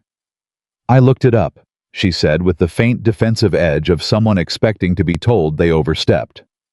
Last fall, for a school project, about community impact of historic preservation. I used your projects as the case studies. A pause. My teacher thought I made up the numbers. I didn't know what to say. He sat there looking at his daughter across a kitchen table at 8 in the morning, and he didn't know what to say. There are approximately 42,000 people in the neighborhoods where you've worked, she said. That we know of. That's the ones I could count. And those are just the residents, not the people who use the buildings for programs and events and stuff. She paused. 42,000 people. And you did that with your crew and your budget and your way of working. She looked at the card. Multiply it. He looked at her. She looked at him. I already texted her, he said quietly. Last night. I said yes. Sophie's expression did something complicated, surprise and not surprise happening at the same time. What conditions? She asked, because she knew him. Community partnership has real authority, he said. Not consultation. Real decision-making power. Sophie nodded, slowly. Good condition. She said it was already in the charter. Good. Sophie picked up her spoon, resumed eating, as if that settled it, because as far as she was concerned it did. They ate in silence for a moment. The morning light came through the kitchen window. One of Sophie's drawings was on the refrigerator directly in Caleb's sightline. A building, of course, rendered in colored pencil, with more structural accuracy than most adults would manage, with tiny figures standing in front of it that she'd labeled in her careful handwriting. He'd asked her once who the figures were. She'd said, people coming back. He thought about that now. People coming back. Soph, he said. Yeah. The project means travel, more than I've been doing. She looked up. How much more? I'm not sure yet, but more. For stretches. He watched her face. I need you to tell me honestly if that's... Dad. She set her spoon down. I've been going on job sites since I was 4. I did homework in the truck outside the Halbrook for an entire fall. I know how to travel, and I know how to adapt, and I have 2 sets of school clothes at Grandma's in case I need to stay there. She paused. I'm not fragile. I know you're not, he said. And anyway, she said, it's not like you're leaving. You're going to do the work, and then coming home. That's what you always do. She looked at him steadily. You always come home. He felt that in a way that made his chest tight. Yeah, he said. I do. She picked her spoon back up. Can I come to one of the cities when you're there? Which one? New Orleans, she said immediately, without hesitation. I've wanted to go to New Orleans since we read about the architecture in school, the iron lacework on the balconies. She said it with the focused reverence of a person who has been thinking about something for a long time and is ready to see it in person. New Orleans is on the list, he said. I know, she said. I looked at the Harrington Tech project announcements last night when I couldn't sleep. He blinked. You knew about this last night. There was a press release, she said, from 6 months ago, about a community rebuilding initiative, 7 cities. It didn't name a project director yet. She met his eyes. I figured it out when you texted that it was getting interesting. He looked at his daughter across the kitchen table. She looked back at him with the patient expression of someone who has long accepted that the adults in their life occasionally need a moment to catch up. You are something else, he said. She smiled, small and real. I know. He shook his head slowly.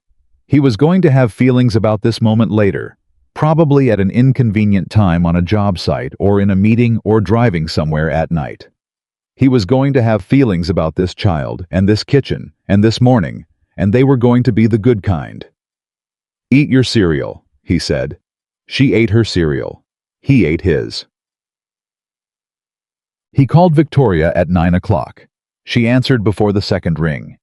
I didn't expect to hear from you until next week, she said. Based on what I know about how you process things.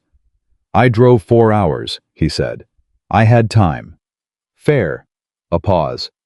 How are you feeling about it this morning? Good, he said. And he meant it. Not the performed good of someone who's made a decision and is committed to defending it. The actual good of clarity. I want to move fast on the community partnership pieces. That has to be established before anything structural gets touched. Before I even walk through the buildings with my crew, the communities need to be at the table first. Agreed, she said. And I need access to your full team, he said. Not reports, actual access. I need to know who I'm working with before I can tell you how to structure anything. I'll set up a meeting for Thursday, she said. Chicago, the whole project team. Bring the charter, he said. I want to read Article 7 myself. It'll be in your email by noon today. He thought about something. Can I ask you something? Yes. Article 7, he said. The Community Partnership Framework. How did you write it? Who told you that was the right approach? A pause. Not hesitation, consideration. Nobody told me, she said. I grew up in a neighborhood that got developed, she said. Not restored, developed. There's a difference. The buildings went away, and new ones came, and the people who'd been there for decades were priced out in 3 years. A pause. I know what it looks like when a community receives change instead of participating in it. I know what gets lost. A brief silence. The charter says what it says because I've been on the other side of what happens when it doesn't. Caleb was quiet. He thought about something his father had said once, driving past a neighborhood that had been gutted and rebuilt in the particular anonymous style of development that could be anywhere and therefore is nowhere. His father had said they took the memory out of it, not angrily, just noting it, with the quiet grief of someone who understands what that means. Victoria, he said. Yeah. I think we're going to build something good, he said. Another pause. When she spoke, her voice was a shade different from its usual register. Not softer exactly, more unguarded. I think so too, she said. I've thought so for 3 years. He almost said something further and then didn't. Some things didn't need more words wrapped around them. Thursday, he said. Thursday, she said. He hung up. He put the phone on the table. Sophie was in the living room now, reorganizing the books she'd left on the couch, doing it by some system he could never quite identify, not alphabetical, not by color, something more instinctive than either. Thursday I have a meeting in Chicago, he said. School's off Thursday, she said without looking up. Teacher workday. He looked at her. You want to come? She looked up from the books. Her expression was doing the complicated thing again, the surprise and not surprise. To a meeting, she said. You already know the project better than I do, he said. And you've been doing my research without telling me for a year. You may as well sit in the room. Sophie looked at him for a moment. Then she said, I'll need to print something. What? I made a map, she said, of the 7 cities, with the historic preservation sites in each one that are currently at risk. I was going to show you eventually. I may as well bring it to the meeting. He stared at her. Dad, she said patiently, it's a good map. He sat down on the couch next to the reorganizing project. He sat there for a moment. Then he said, Sophie. Yeah. When I was at the reunion last night, he said, someone asked me what my greatest achievement was. She looked at him. What did you say? I didn't say anything, he said. But I knew the answer. She held very still. You, he said. It's you. Everything else I've built, the buildings, the projects, the work, all of it is something I'm proud of. But you are the thing I look at and think, I did that right. You are the version of everything I believe about how a person should be that actually exists in the world. He paused.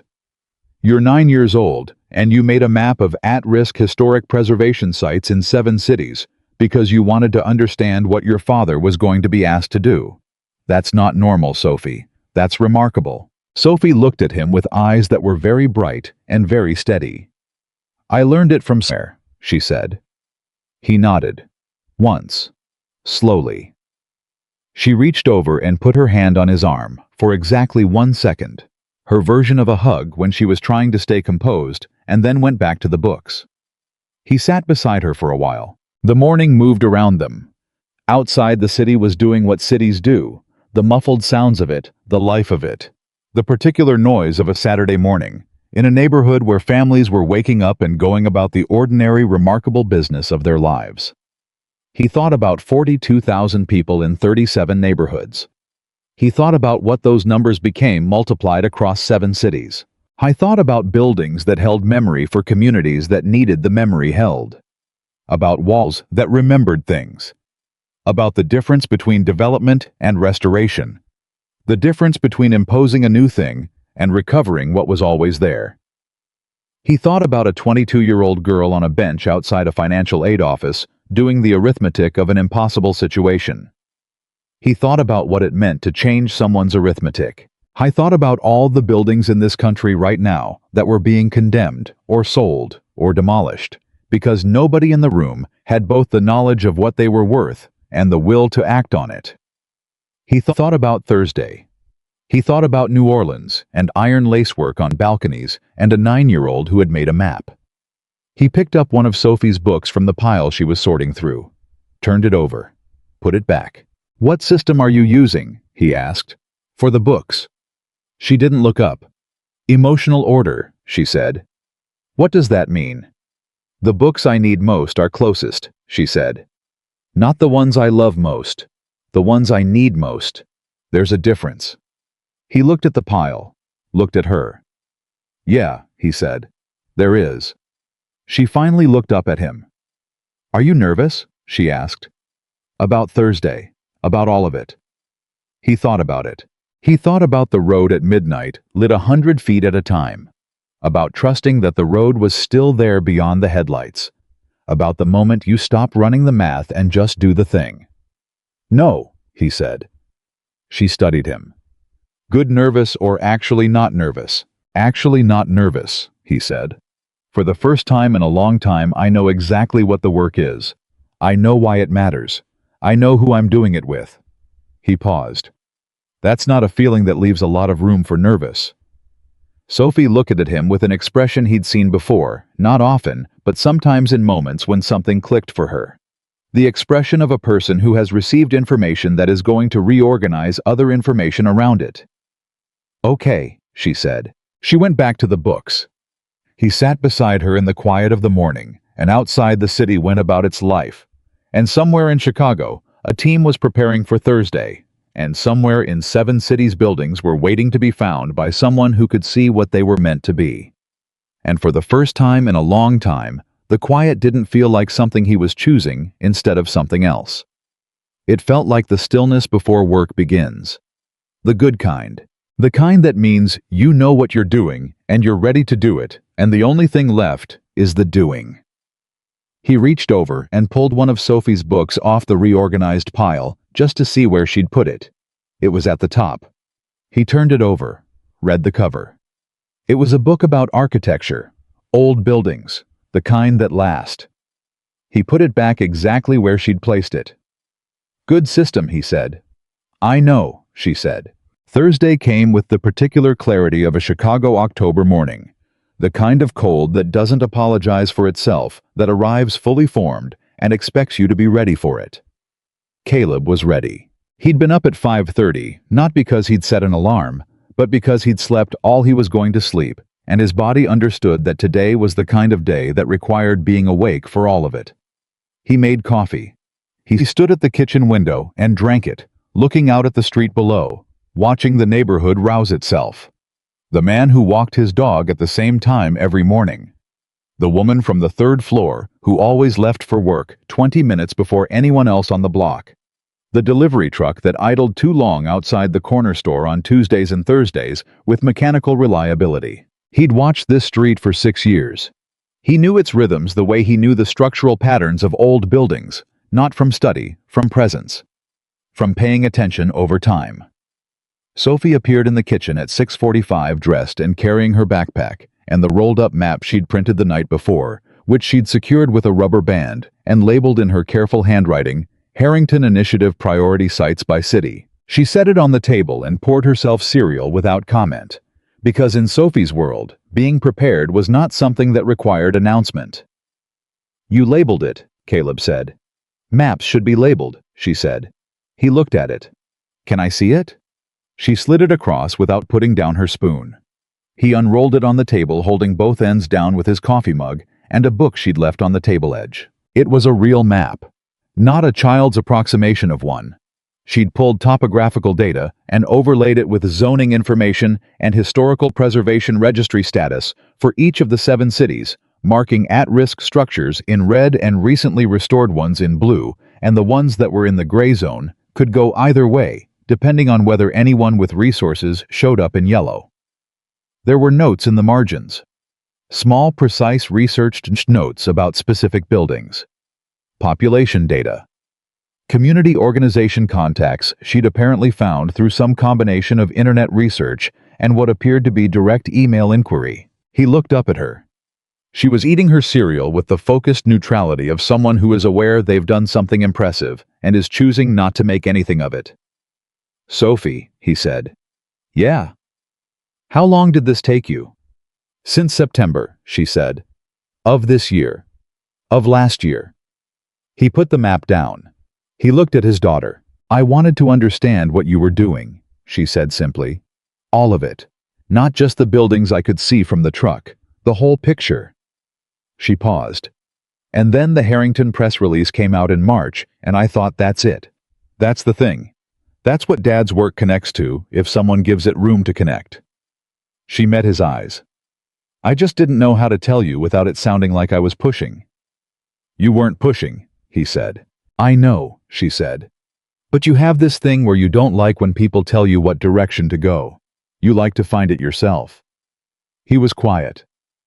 "I got it from you," she said. Not accusingly, just accurately. He rolled the map back up carefully, the way you handle something that matters. "Can I take this today? To the meeting?" She looked at him with an expression that said she had of course printed it specifically for this purpose. "That's why I labeled it," she said. "Don't." The Harrington Technology offices occupied 4 floors of a building in the West Loop that had in a previous life been a printing facility. The original brick exterior preserved the industrial bones, visible in the interior ceiling structure. The kind of conversion that Caleb immediately respected on sight, because whoever had overseen it had understood that the history of the building was an asset, not an obstacle. He noticed that. He noticed it and filed it away as information about Victoria, about what she valued about the alignment between what she said and what she'd actually built her world around.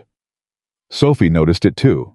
She stood in the lobby and looked up at the preserved ceiling structure with the expression she'd had on the sidewalk outside the Palmer Street Theater that transfixed reading what it was meant to be quality. "Good bones," she said quietly. "Yeah," Caleb said. They were met in the lobby by a man named James, who had the efficient warmth of someone who was very good at his job and knew it without needing to signal it. He was Victoria's chief of staff, he explained, and he'd been briefed on the meeting.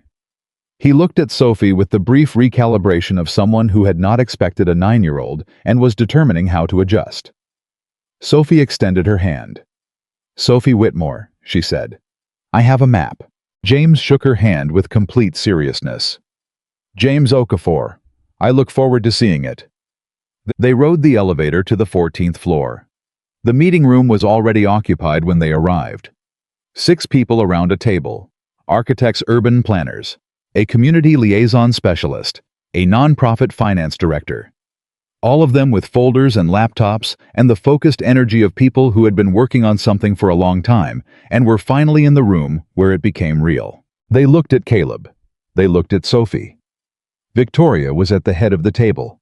She stood when they came in, which surprised Caleb slightly, not because it was unusual, but because it was genuine. The gesture of someone who respected the person walking through the door. "Caleb," she said, and then to Sophie, "You must be Sophie." Sophie looked at her with the clear-eyed assessment she applied to people she was meeting for the first time and forming opinions about. "You're shorter than I thought you'd be," she said. A half-second of absolute silence. Then Victoria laughed. A real laugh, the same one she'd given Caleb in the corridor at the reunion, the one with no performance in it. "I get that a lot," she said. "My dad is tall," Sophie explained. "Most of his friends are tall. It adjusts my calibration." "Perfectly reasonable," Victoria said. She gestured to the table. "Sit wherever you'd like." Caleb sat. Sophie sat beside him, set her backpack on the floor, placed the rolled map on the table in front of her, and folded her hands on top of it with the composed readiness of someone who has been in professional meetings her whole life, which she essentially had been. The 6 people around the table watched this with varying degrees of visible curiosity. "Before we get into the framework," Caleb said, looking around the table, "I want to know who everyone is, not your titles, who you are. What drew you to this work specifically? What you've done before that you're proud of, and what you've done that didn't work the way you intended." A pause. The woman across from him, the community liaison specialist according to the placard, looked at him with an expression that recalibrated slightly, as if she'd prepared for a different kind of opening. "I'll go first," Caleb said. "I'm Caleb Whitmore. I've been doing historic restoration for 10 years, mostly in the Midwest, all community-focused, none of it famous. I've saved 37 buildings. I've made mistakes on about a third of them, not structural mistakes, relational ones. Times when I moved faster than the community needed me to move, or made decisions that should have been theirs.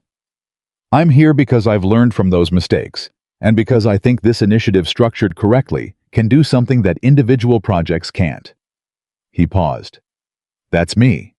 Who are you?" The room shifted, not dramatically, but perceptibly. The way a room shifts when it understands what kind of meeting it's actually in. They went around the table. Their names, their work, their honest assessments of what had and hadn't worked in their careers. By the end of it, 40 minutes had passed, and Caleb had a much clearer picture of who he was working with than any resume would have given him. What he found was better than he'd expected. The architect, a woman named Priya, who'd spent 7 years in New Orleans, post-Katrina reconstruction, had the specific knowledge of community trauma that comes only from working inside it.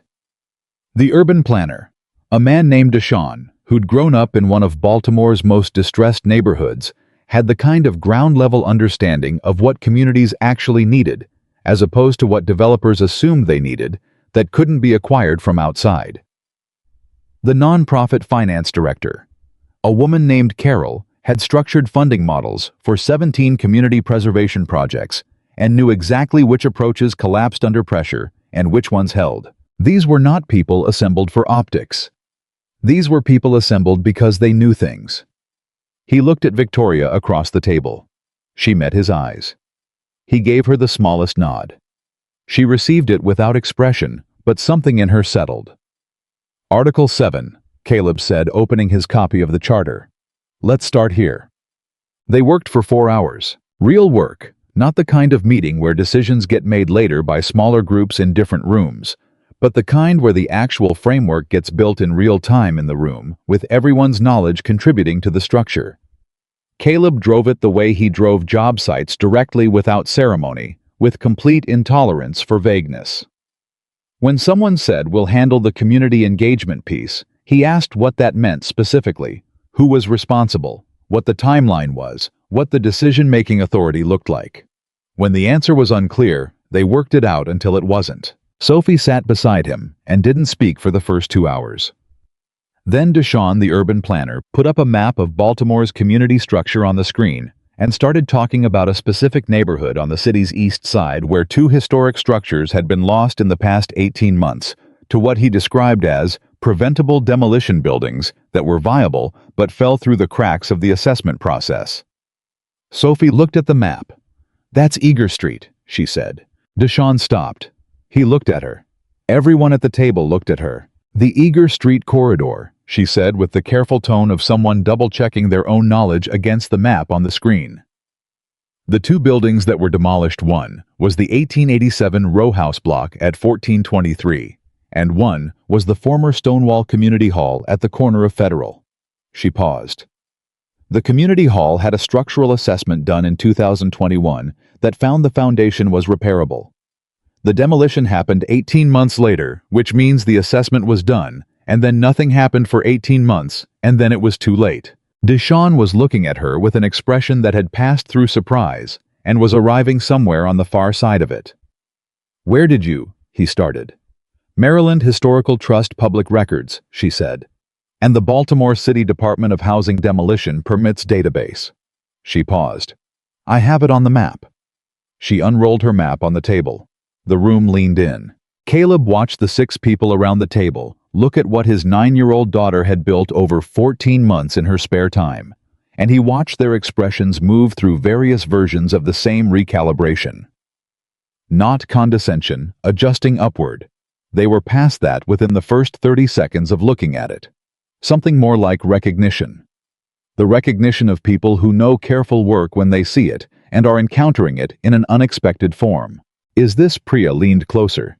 "These yellow markers. What's the classification system?" "At-risk structures with viable restoration windows," Sophie said. "Meaning the structural assessment data, where it exists, suggests the building is repairable, but the window is closing based on current condition reports and development pressure in the area." She pointed to a cluster of yellow markers in New Orleans. "These are the ones I'd prioritize. The Iron Lacework District. 3 of these buildings have had no official assessment in over 8 years, and the neighborhood's development pressure index has gone up 40% since 2020. "How did you calculate the development pressure index?" Carol asked. Sophie looked at her. "Property transaction, data zoning variance applications, business license changes and rental price shifts over a 5-year rolling window," she said. "It's not a standard metric. I built it." Carol looked at Caleb. Caleb looked back at her with an expression that said, "I know. She's mine. I have the same reaction every day." Victoria was watching all of this from the head of the table with an expression that was quiet and still and very, very focused. "Sophie," she said. Sophie looked at her. "Would you be willing to share this data with our team? The full data set, the methodology." "Yes," Sophie said. "I'd want to be part of how it gets used, though, to make sure the methodology is applied correctly." A pause. "The development pressure index especially. It's easy to misread if you don't understand what each variable is weighted for." "Done," Victoria said. Victoria, Caleb said. Yeah. She's 9. I know. Victoria looked at him. Do you want me to pretend the work isn't what it is because of her age? He looked at his daughter. Sophie was already carefully re-rolling the map, satisfied with the exchange moving forward. No, no, he said. Good, Victoria said. They broke for lunch at noon. Someone had arranged food in the adjoining room. Real food, the kind that suggested someone on the team, understood that people who work think better when they're actually fed rather than performatively offered catering. Sophie claimed a corner of the table and ate methodically while reading something on her phone, which Caleb recognized as her processing mode. She'd taken in a lot in the last 4 hours and was reorganizing it internally and needed quiet to do it. Victoria appeared beside Caleb at the food table. She's extraordinary, Victoria said quietly. Don't tell her, Caleb said. She already knows, and the last thing she needs is external confirmation making her self-conscious about it. Victoria glanced at Sophie across the room. You've raised her to be completely herself. I raised her to think clearly and care about what matters, Caleb said. She did the rest. A pause. Can I ask you something? Victoria said. Yeah. The morning after the reunion, she said. When you texted me at 3 a.m, the community partnership condition. She paused. You already knew it was in the charter. You'd read the press release. You told me Sophie had read the press release. You knew. He looked at her. So why did you text it as a condition? She asked. What were you actually testing? He was quiet for a moment. I needed to know if your first instinct was to defend the charter or to reaffirm the value behind it, he said. If you'd said, yes, it's already covered, it's in Article 7. That's a legal answer. An administrative answer. It would have told me you were protecting the document. He paused. You said it was the first thing I wrote. That's a different answer. That's a values answer. That's someone telling me why the thing exists, not just that it exists. Victoria looked at him steadily. That's what I was testing, he said. She was quiet for a moment. Caleb, she said, I want to tell you something, and I need you to hear it as information, not as... She paused. Not as something you have to respond to. All right. When I was 22 years old sitting on that bench, she said, I had already made a decision. I'd already decided in the 2 hours I spent on the floor of my apartment that I was going to leave. Take the leave of absence. Go home. Maybe come back someday, but probably not. She paused. And then you sat down next to me, and you asked if I was okay. And I said yes, and you didn't believe me, and you asked again. And I told you some of it. Caleb remembered. The bench, the late afternoon light, the financial aid office door behind her. You didn't try to fix it immediately, she said. You didn't immediately offer solutions, or suggestions, or perspective. You just listened to it. You let me say what it was, and you sat with it. A pause. And then 2 days later, the transfer happened. But here's the thing, even before the transfer, something shifted. Because someone had sat next to me and listened, and believed that what I was experiencing was real and serious. That by itself changed something. She paused. The money saved my degree. But you actually saved me before that, at the bench. Caleb stood still. I wanted you to know that, she said. Not because it changes anything about the project or the partnership, just because you should know. He didn't speak for a moment. He thought about that afternoon. How he'd almost walked past her. How he'd been in a hurry headed to the library, some deadline, something that had felt urgent, and he no longer remembered. How he'd slowed down because something in her posture had caught him. Not distress. She wasn't visibly distressed. Just the stillness of someone who has run out of options and is sitting very quietly with that fact. He'd slowed down. He'd sat. I almost didn't stop, he said. I know, she said. Most people didn't. He looked at the food on the table in front of him without seeing it. Victoria, he said. Yeah. I'm glad I stopped. She looked at him. For you, he said. Obviously for what it became, and what you built, and what you're building now. But also, just for you. For the person sitting on that bench who had done everything right and hit a wall that had nothing to do with how hard she'd worked. He paused. Nobody deserves that. Nobody should have to sit there and do that arithmetic alone. She held very still. That's why this project matters, he said. Not the buildings. The buildings are the vehicle. What matters is that in 7 cities right now, there are people who have done everything right and hit walls that have nothing to do with their effort. And we're going to show up and sit down and change their arithmetic. He paused. That's the work. Victoria looked at him for a long moment. Then she said very quietly, "Then let's do the work." They went back to the table. They worked for 3 more hours. By the time they finished, the framework had moved from document to plan. Specific. Detailed. Each city with its own timeline, its own community, liaison structure, its own priority site list, and in the margin of the Chicago section. In careful pencil, someone had written, "See Sophie W. map," with an arrow pointing to a note about the development pressure index methodology. Deshawn had written it. He'd done it without comment, just written it, and kept going. Caleb had seen it and not said anything. Some things didn't require comment. The meeting ended at 4:30. People gathered folders and laptops, exchanged information, broke into smaller conversations that would continue into the evening. The particular energy of a group that has spent a day doing real work, tired and energized. At the same time, the specific combination that means something was actually built. Priya stopped by Caleb's chair on her way out. "The Halbrook Theater," she said. "I've read the case study 3 times. The plasterwork restoration under the original paint layers. The approach you used, I've been trying to adapt it for a project in Tremé. Can I send you some photographs?" "Send them," he said. "I'll look at them this week." She nodded, and something in her expression was simply the recognition of one person who knows what they're doing to another. Carol stopped next. "The funding structure for Detroit is going to need a creative approach," she said. "The municipal partnership component has some complications. Can we find an hour before next week?" "Monday morning," he said.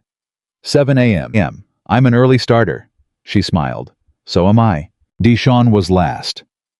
He stopped in front of Caleb and didn't say anything for a moment, just looked at him with the particular expression of someone who has decided to say something real instead of something convenient. "I grew up in Cherry Hill," Deshawn said. "South Baltimore, about 6 blocks from the Eager Street corridor your daughter was talking about." He paused. "The Stonewall Community Hall, the one that got demolished." Caleb waited. "My grandmother used to take me there on Saturday mornings," Deshawn said. "Community breakfast, every Saturday for 12 years. The building smelled like coffee and old wood, and that specific way old buildings smell when they've been full of people for a long time."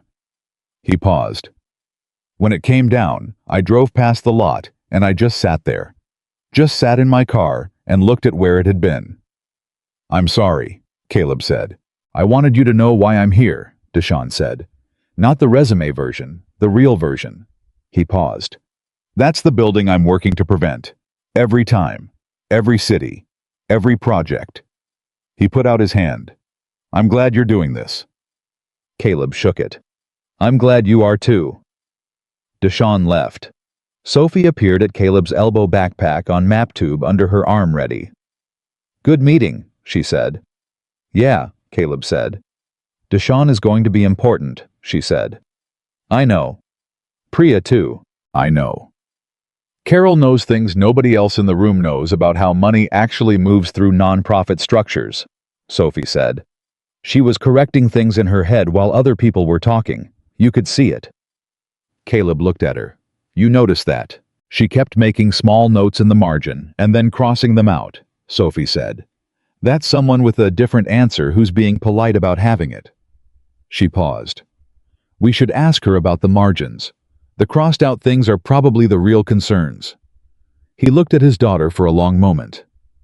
"Sophie," he said, "when you're older, whatever you decide to do, whatever direction you go." He paused. "The world is going to be lucky." She looked at him with that still serious expression. "I'm going to be an architect," she said. "I've decided." "When did you decide?" "When I was 4, she said. "And I've been confirming it every year since." She paused. Today was more confirming. He put his hand on her shoulder briefly. Come on, let's go home.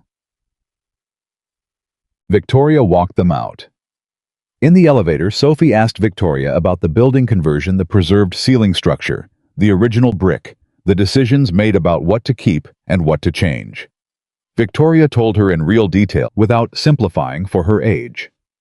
About the original plans and the debate over how much industrial history to preserve, and the moment she'd decided that the memory of what the building had been was as important as the utility of what it was becoming. Sophie listened with complete attention. In the lobby, Victoria shook Caleb's hand. Then she looked at Sophie. "The map," she said. "I meant what I said in the meeting. We want to use it, but I want to make sure you understand your name goes on it. Your methodology, your work, that's yours." Sophie looked at her steadily. "I know," she said. "I wasn't worried about that." Victoria smiled. "No, I didn't think you were." She paused. "Sophie, can I ask you something?" "Yes. Why did you spend 14 months building a map of at-risk historic sites across 7 cities?" Sophie considered the question with the seriousness it deserved. "Because my dad spends his life saving buildings that would otherwise be lost," she said. "And I wanted to understand the full scale of what was being lost, so I could understand the full scale of what he was fighting." She paused. "And because somebody should know, even if it's just me, somebody should know which buildings are still there and which ones are running out of time." Victoria was very still. "Somebody should know," she repeated quietly. "Yes," Sophie said. They stood in the lobby for a moment, the preserved brick, the industrial ceiling, the light coming through the tall windows in the particular way of a late October afternoon. The building around them was doing what good buildings do, holding the memory of what it had been while making room for what it was becoming. Victoria looked at Caleb. "Thursday in 3 weeks," she said. "First site visit, Chicago. The Garfield Park corridor. There's a 1903 civic building that's been on the demolition list for 2 years. I want your eyes on it." "I'll be there," he said. She nodded. Once. The nod of someone who has said what needed saying and trusts that the rest will follow. She went back to the elevator. Caleb and Sophie walked out through the lobby doors into the October afternoon, and the cold came at them directly and completely, the way Chicago cold does, without negotiation, without apology, just the fact of it. Sophie pulled her jacket tighter and looked up at the facade of the building behind them. The preserved brick, the original cornices, the history of the thing intact. "Good building," she said. "Yeah," Caleb said. They walked to the truck. He called Marcus on the drive back. "How was it?" Marcus said. "Real," Caleb said. "Real good or real complicated?" "Both," Caleb said. "The right kind of both." A pause. "Team looks solid." "Solid," Caleb said. "Deshaun knows Baltimore from the inside. Priya knows New Orleans from the reconstruction. Carol understands nonprofit funding in ways that are going to matter when the municipalities get difficult, and they will." He paused. "You're going to like them." "When do I meet them?" "I'm going to set up a full crew meeting before the first site visit," Caleb said. 3 weeks, Chicago, Garfield Park." "I'll be there," Marcus said. "Simone's going to have the baby by then, so I'll need a reason to get out of the house before I drive everyone crazy." Caleb almost smiled. "How is she?" "Perfect," Marcus said. The word came out with the particular weight of a man who means it entirely. "She's perfect and she's ready, and she keeps reorganizing the nursery, and I've stopped pointing out that she already reorganized it perfectly the first 2 times. Smart strategy." "I've learned some things in 7 years of marriage," Marcus said. In the passenger seat. Sophie was looking out the window at the city moving past her map tube in her lap, her expression, the particular distant quality of someone running through things in their head. Caleb watched her in his peripheral vision, the set of her jaw, the way she held the map, like it was something that mattered. "Marcus," Caleb said, "Sophie's going to be involved in the data analysis side of the project, the at-risk site prioritization." A brief silence. "The 9-year-old," Marcus said. "She built the priority site map. It's better than anything the existing team had. Deshaun confirmed it in the meeting." Another silence. "Caleb," Marcus said. "That kid is going to run the world." "I know," Caleb said. "You aware of that?" "Like fully aware." "Every day," Caleb said. Sophie looked over at him with the expression of someone who knows they're being talked about and is choosing not to acknowledge it. "Get some rest," Caleb told Marcus. 3 weeks. 3 weeks, Marcus said. He hung up. They drove. The city gave way to the highway, and the highway opened up, and the afternoon light came in low and golden from the west. The way October light does not warm exactly, but luminous, the kind of light that makes ordinary things look significant. "Dad," Sophie said. "Yeah." What she said, in the meeting, about the buildings being the vehicle. She paused. "That was your phrase, wasn't it, from somewhere?" He thought about it. "I've said it before, on job sites." "Marcus uses it too," she said. "I've heard him say it. He says the building is the vehicle, the community is the destination." She paused. "Did you teach him that?" "I don't know," Caleb said. "That's the thing about ideas. After a while you can't always tell where they started." Sophie was quiet for a moment. "I want to add something to it," she said. He waited. "The community is the destination," she said. "But the memory is the fuel." She paused. "If you lose the memory, if you take down the buildings without understanding what they held, you run out of fuel. You can build new things, but they don't go anywhere because there's nothing powering them forward." She looked at him. "That's why the restoration matters. Not just the structure, the memory inside it." He drove. He thought about his father saying they took the memory out of it. He thought about a woman named Ruth who'd written him 3 pages about what it meant to walk her granddaughter through a library where her own mother had borrowed books. He thought about the walls that remember things. He thought about a 22-year-old girl on a bench who had decided to leave, and then because someone sat down and changed the arithmetic, didn't. I thought about what that decision compounded into over 20 years. One person sitting down on a bench. $14 billion. 7 cities. 42,000 people, and counting. "The memory is the fuel," he said. Sophie looked at him. "That's exactly right," he said. "Write that down." She pulled out her phone and typed it without ceremony, the way she documented things quickly, without making anything of it already, thinking about how it connected to other things. He drove the rest of the way home in the low October light. 1 year later, the Garfield Park Civic Building reopened. It was a Tuesday evening in October, exactly 1 year after the first site visit, and the neighborhood had turned out in a way that Caleb hadn't quite anticipated, even though he'd watched it build over 12 months of work.